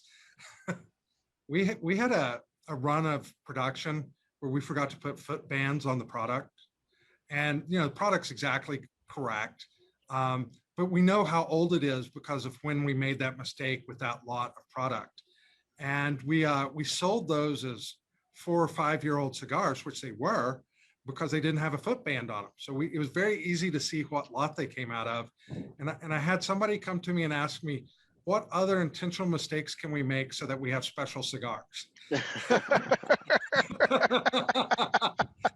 I'm like, we work really hard not to do stuff like that, but we're not going to have a planning session on intentional mistakes that we can make. That's great. Make I mean, more you get- mistakes. That's the lesson of 2020. Make more mistakes. and you get all I mean, whenever you're out, talking to people, they always giving their ideas of what you should do, what brand you should do this with your brand, you should do this with a cigar, you should do this, and it's like, it's not always doesn't always work that way on this side of things. There's other, complications and limits that, arise that whether that might be a good idea, just not going to be able to come to fruition because of those other limits, but yeah, some of them are crazy and cockamamie, and other ones like it would be cool, but it's not possible. Do any come to mind specifically, Ben? Crazy or terrible ideas? Man, you just have people, different names and ways, branding ideas and stuff like that, that just wouldn't make sense to do in this industry. Maybe in other industries that might work, but naming certain things, out of certain, male or female appendages, probably not a smart thing to do in this industry. Until you said that last part, that. Ben, I was like, Ben's trying really hard not to name my idea right here. This is. Oh, no, this not is yours. No. Some other ones. No, it wasn't. As soon as you said male or female appendages, I was like, well, that wasn't me. So fantastic. Brad, what about you? So I'll give something specific and then something that a lot of people say. So one message that I got on Instagram was from a nurse, and he said that we should come out with a line of cigars for nurses, and not like because of the pandemic or anything, but just because of nurses who may like cigars. And I appreciated how much he liked cigars and thought that would be a cool idea, but I just don't think that the appeal for nurse themed cigars may be as broad as he may think so. Very niche. So that very, very niche. I don't think most people in hospitals or any sort of healthcare are probably big cigar smokers. So that was something that I just kind of had to rule out as I don't think that's gonna happen anytime soon. And then the number one advice given by most cigar nerds is to come out with X cigar in a Lancero. Oh, yeah. And Always get that, yeah. while I would absolutely love to do that with every cigar that we make, it does just not make sense, and it's unfortunate, but it can happen. I wish it could happen. Bear, I know you would love that to happen. Of course. I'm one of those people, but I understand. It's an unfortunate thing that people just don't smoke Lanceros, and I'm sure all four of us on here would love to smoke more Lanceros. Yep. Not to bash on my colleague at How About That Cigar, but Garrett Robinson of How About That Cigar is a huge Lancero nerd too. Sean Miles, who's a big fan of this show, I think he's tuning in as well, as he's a big Lancero nut too. And I stopped asking that question a long time ago. When's your next Lancero coming out? Just because I understand the economic, as much as I love them, I understand the economics and of it. And these are businesses, gentlemen. We have to run a successful business. And despite the niche popularity of Lanceros, they're overwhelmingly they are a difficult product to push, which is the unfortunate reality, because they are tremendous when done right. So feel fantastic. None of you mentioned my idea, so I feel good that I was not the worst or craziest idea. This is fantastic. Although I think the idea, I'm going to throw it out there, Brad. I think the idea of the Nightingale as a cigar for nurses, I mean, let's just put it out there. I mean, I think that's a stellar name. That is a good name. See, he didn't bring that up, so I wouldn't have known that. He didn't ask me. Exactly. He should be messaging you to message me. Yeah, exactly. Then I could be the conduit for his for some silly ideas, and then my idea would get brought up in questions like these. So there you go. Well, gentlemen, it's been an absolute thrill. I cannot thank you enough. Committing over 3 hours of your time on a Sunday evening. I know work is coming early for all of us tomorrow morning. Really appreciate it. Thank you so much. Brad, I know that your girlfriend's probably wondering when the heck you're going to get off. Dan, I know your wife's wondering when you're going to go home. Ben's just trying to get out of the wind at this point, but I cannot thank all of you more than I already have. It's just been incredible to have you guys on. What a wonderful revisit of this initial subject that was kind of done on a whim. It really was. And Brad, you were there for the light bulb moment, and you helped bring this together. Ben and Dan, I can't thank you enough for Dan was initially I felt terrible. He was initially the consolation prize. We were going to have Andy on, Andy Yaffe, his national sales manager. And of course, Andy, foolishly wanted to, speaking of family, wanted to celebrate his wife's birthday. Good God, gosh darn him. We celebrated it last week. Yes, we celebrated last week, but we were lucky to have Andy on, and yourself back a few takes ago as well. So I'm excited to have you gentlemen back again. Hopefully not again a year from now to celebrate or to look back on another year of COVID. Hopefully next year's panel will be a little bit different of a discussion. But it's been tremendous. Thank you all so much. I can't thank you enough from the bottom of my heart. So for everyone out there, our audience, for tuning in and staying with us all night long, do appreciate you. If you are a fan of this show, be sure to check out our Facebook page, ELOSOFUMAR, for upcoming guests, as well as previous takes as well. Please check out the amazing charities that our gentlemen brought to our attention tonight. TAPS, the Boys and Girls Club of Broward County, and of course the Painted Dog Conservation. All the links are in the chat. Please consider donating tonight. Really do appreciate you guys for bringing those up. And if you are listening to this wherever you listen to podcasts, whether that be on Apple Podcasts, Spotify, Podbean, Google Play, or iHeartRadio, or wherever you listen to podcasts, be sure you download, subscribe, and review. Do me a favor, unsubscribe if you already are a subscriber. Just don't forget to hit the resubscribe button, because that actually helps my numbers so I can continue to get great guests like the gentleman tonight.